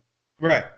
So, I mean, the problem with me is people want to just look at one issue. I used to get into arguments with people about this because I said, you are looking at one case in Sabarimalai and taking that to be, oh, that's oppressive against women. It's Hinduism's oppressive, blah, blah, blah. There are dozens of temples across the country that don't let certain groups in, let other groups in. There's thousands of temples in India. Pick one. There's like 100 temples of Ayyappa. Go to one of the other ones, right? Kerala itself has many Ayyappa temples where there are no restrictions. Yeah, or wait till you turn 50. Then go after you turn 50. I mean, it's just, if you believe in the deity, then you're willing to wait for the deity, right? It's like the same thing. Like if you love a woman in some sense, or you're willing to wait for that woman to maybe love you back, right? And Yes, yes. you put the time in. There is a philosophical term for this. It is called Viraha Bhakti. Yeah, They're that's right. taught by Krishna to gopis in Bhagavatam. Yeah, So the that rest is of a it. Yeah, well-known, yeah, the Viraha Bhakti is a very well-established concept in Hindu philosophy, that the longing. bhakti of separation, The longing. longing for the God constantly.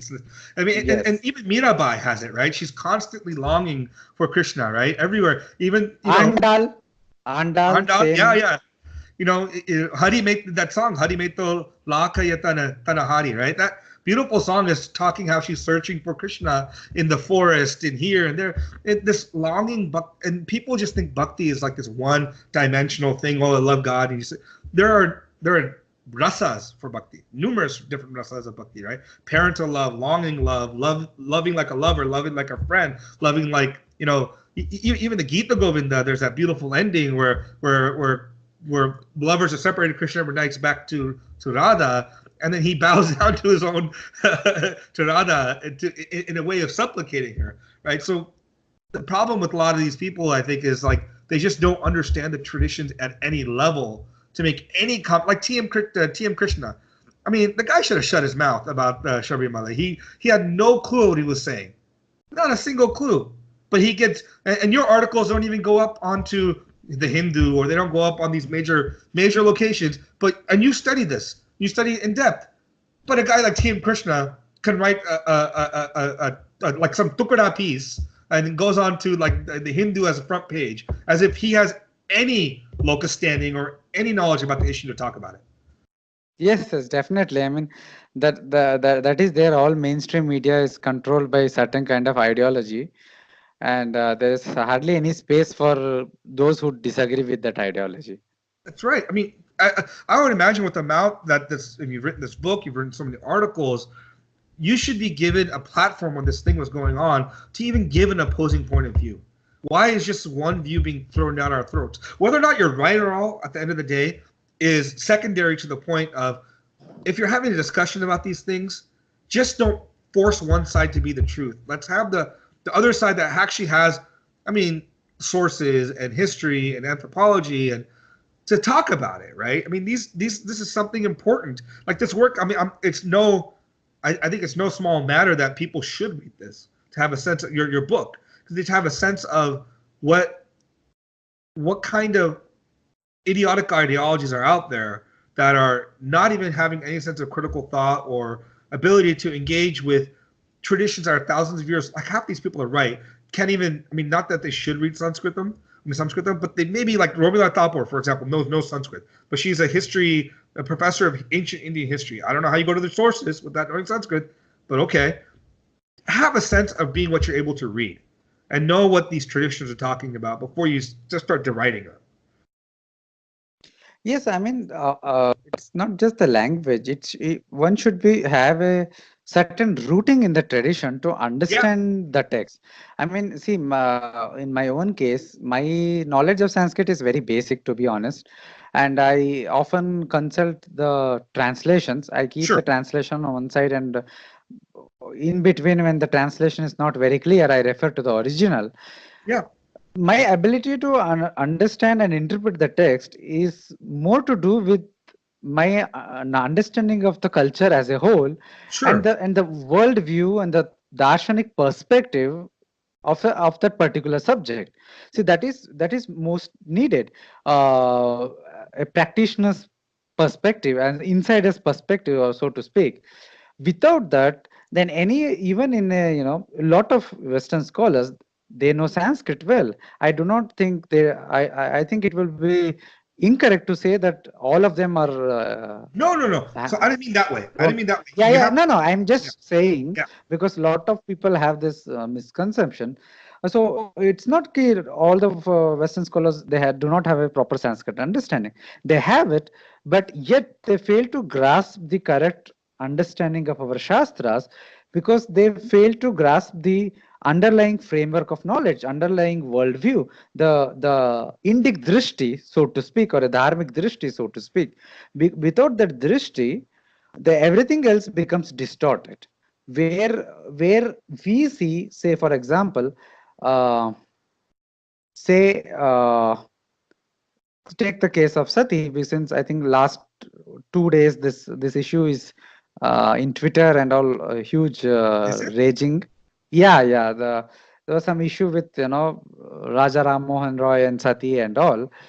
So today the Sati is the most demonized practice, that Hinduism was so backward and all those things. But Meenakshi Jainji has shown in her book how this practice was very sporadiacally practiced and how Yeah, yes. British concorded the figures. But there is other issue. The question is whether Sati an inherently inhuman and evil practice? Is it morally degrading practice or not? So I had written this essay long back in 2017, 2 years back, where I examined the evidences in Dharma Shastra tradition, in Veda and all the traditions, and the whole debates that happened around this in the Dharma Shastra tradition.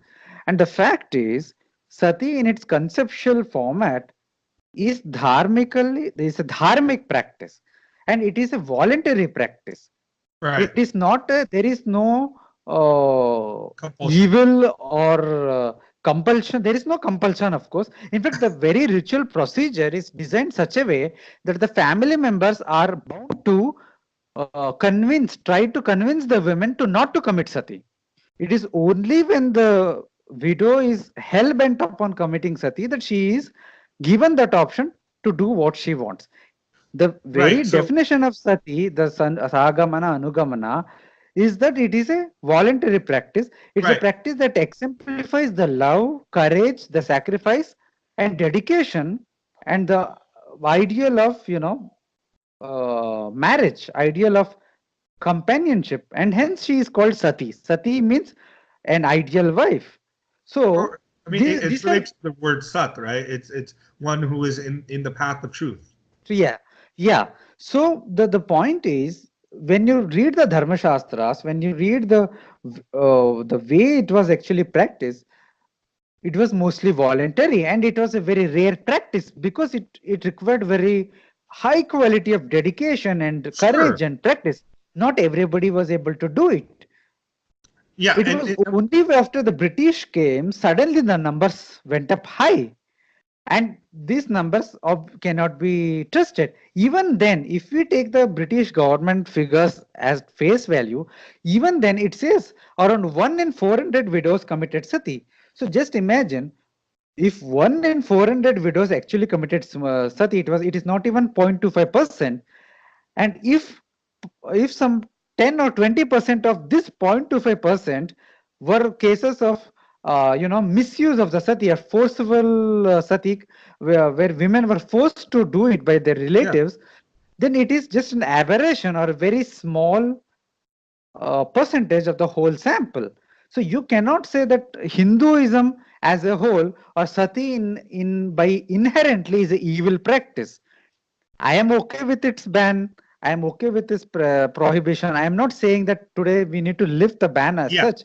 That is not my point. See, my point is very simple, that the practice as such, the practice is inherently not evil practice. The practice is inherently a dharmic practice. A practice by inherently is a voluntary practice. And when you misuse a practice, see, all institutions are open to misuse. Every institution is misused. So, but this misuse cannot be said, or that misuse cannot be used to brand the entire practice as itself some kind of evil. So that is So my limited point.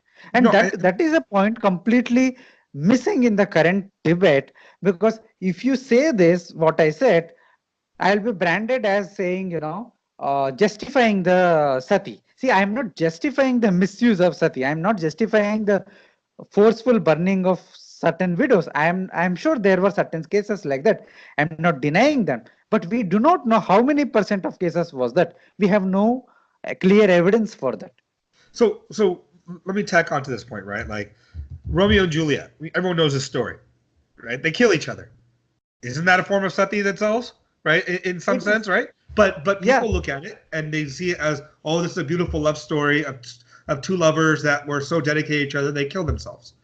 Now, sati is similar, right? In the same sense of someone that kills themselves out of love or dedication or whatever, as a voluntary practice, right? I don't like the practice. I don't care for it, but people can do whatever they want, and whatever they want to do is their choice. And it's no one's going to. I will never say sati is cowardly. It's very, very difficult to take one's life, right? It's one of the So most yeah. fundamentally difficult things for anybody to do, to take one's own life. And sati is not suicide as well. See, suicide by definition is one wherein you want to get away from the life. You are frustrated with your life. No, It's yeah. But suicide sati has is no intention yes. of no. So what I'm saying is suicide. You can define it as being intentional as to get away from life. Suicide for me is just a sense of taking one's own life. Whatever your intention is, I mean, it matters for dharmic purposes and karmic purposes totally, but it doesn't matter to me as anything more than an act. See, there is a context to this. See, there was a court case against Salekana, the Jain practice of Salekana, Yeah. where the people take their own life. See, Yeah. against it, calling it a suicide. So the same thing has been made against sati, against other practices like paryo. I don't get the name now. So the point is, they are not suicide. See, suicide has a certain psychological framework where a person is in a very depressed condition. See, in the case of Selekana, that is not the case. The case of Paryushan, that is not the case. Even in the case of Sati, it is not the case as such. She is sad, upset that her husband has died. Yes, but the decision is not to get away from life or not to, the motive behind Sati is the love and sacrifice towards the husband, so that there are different motives. And this is important because today the Indian laws regarding suicide Yeah. and death, it penalizes suicide. And this is actually rooted in a colonial and Christian theology, Yeah. I because totally Indian understand. tradition itself never penalized one taking one's own life. Oh, Secondly, it recognizes certain voluntary practices of death. For example, Paryushana or yeah. Salekana or Sati, the voluntary practices as a dharmically legitimate practices. No, so my point isn't that um, that suicide is an issue of depression, right? Depression might cause suicide, but suicide is an act of taking one's own life. The intention is separate from it, right? So when I say like sati or for example, even Sita jumping into the earth, or the original story of Sati burning herself, their intention was not to necessarily be like, I hate this world, I'm done. Their intention was, I'm going to give up this life right now because Sati's particular case was, my husband has been treated wrongly. My father has done something terrible to me, and I don't want to be associated with this person. And because she knew she was going to come back as, Uma, right? I mean, that's a different story. Sita also similarly, for whatever reason, took her own life. Now, the intention is different. So what I'm saying is, I don't care why people take their lives. The practice of sati to me I'm not a fan of it, but I'm not opposed to it. Meaning, like, if one chooses to do it, just like Romeo and Juliet take their own lives, or these other people take, your life is your life. You have every right to do with it as you wish and please.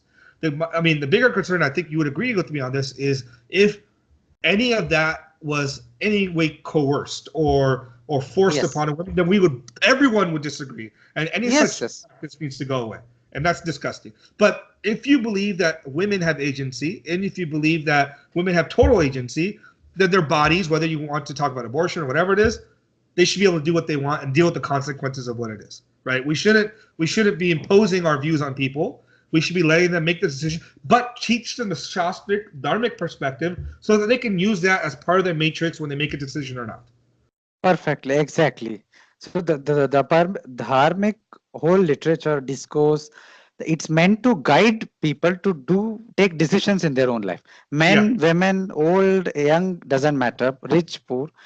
The basic the funda is to guide them, to facilitate each person to take a proper decision that Yeah. is in his or her own good interest. Right. And that good interest can be nuanced. It may be spiritual interest, it is material interest, dharma, artha, kama, moksha, whatever it may be. Exactly. And you know, I don't know if you had a chance, but myself and Rachit did 2 podcasts covering the Purushartha and the Varnashrama Dhamma, talking about the variety of sources that talk about each of the you know, the Purusharthas. But yeah, I mean, it's so going back to the book and try to close it off, because I think we hit the 2-hour and 10-minute mark here. We're getting long in the tooth here, but that's fine. It's been a great conversation. So what I think is, let's finish off with a few more points if you want to make on your book and the Sabarimalai issue and menstruation, and then we can just talk about what you've already mentioned your next book, and we can just close out on, you know, some final topics. I think I have mentioned already about the book. I hope a lot of listeners to this podcast will buy the book before an author. That is most important. Yeah. But most seriously, I think it is important for Hindus to, you know, not just dismiss their practices without ever examining it. Yeah. It's before making any like, dislike, agree, disagree, we should be well informed about the issue. It may Yeah. be menstruation, it may be anything else. We must study about it. We must be open while we study about it, understand it, and then if we feel convinced, we practice. We don't feel convinced, don't practice. That is fine. But even the criticism should be based on proper understanding of the issue, and not on ignorance, propaganda, and misconceived notions, or And misunderstanding, misinterpretation. Yeah. So I think that is where we are lagging today. We have become completely ignorant, deracinated from our own roots, and it is my hope that more and more discussions that you said, the Vada Vivada, the Vada tradition is revived, and on all social and other issues, we bring in the dharmic perspective 100%. on the table. No, I 100% agree with you. Like, the dharmic perspective needs to play a role in how we now address morality, ethics, because it brings a unique perspective I think the West does not have, and especially in the Western understanding of ethics and larger communities. But yeah, I mean, your book is I mean, what I'm going to do is I'll put it onto the byline or the bottom of the message or whatever it is, the comment, and so people can reach out to it, and because I think it is a fantastic book. It's a well researched, well written. Thank you. It's a great thing to have as a resource for people that don't have the time to scour through their, you know, the vast corpus of text we have. And you've done a good job of highlighting the things that are important in this dialogue and for people's own attention and understanding. So your next book, you said, is a book on women, Indic women throughout history, right? Yes, I have few projects actually. The one I will be immediately working on will be this Indic women. It's more like not throughout history. Okay. It will be more like I'll be picking certain women, some 8 or 10 women, Okay. who I believe stand for certain Indic ethos, and and portraying their life story and analysis of their life and such stuff. And there are a few other projects. There is one short monograph on Samanya Dharma, the very common concepts of Dharma, which is need to be published. And there is one around 80% complete commentary, English commentary on Ishavasya Upanishad that remains to be completed and published. Okay. So a lot of projects are there, and I want to expand my articles on abortion into a full-fledged book also, the way I did with menstruation. So that is also there. So a lot of projects, incomplete projects, half complete projects are there. Which is great, because I think this is an area that there's a dearth of right now, and hopefully, like, you're going to be spearheading a new generation of people like us that will kind of do more work that you're doing with more dharmic perspective and other perspectives, so that we're not just living in like an echo chamber of the West, and we have some. Because I mean, we have to take the good and the bad, right? Like whatever the West brings some good, brings some bad.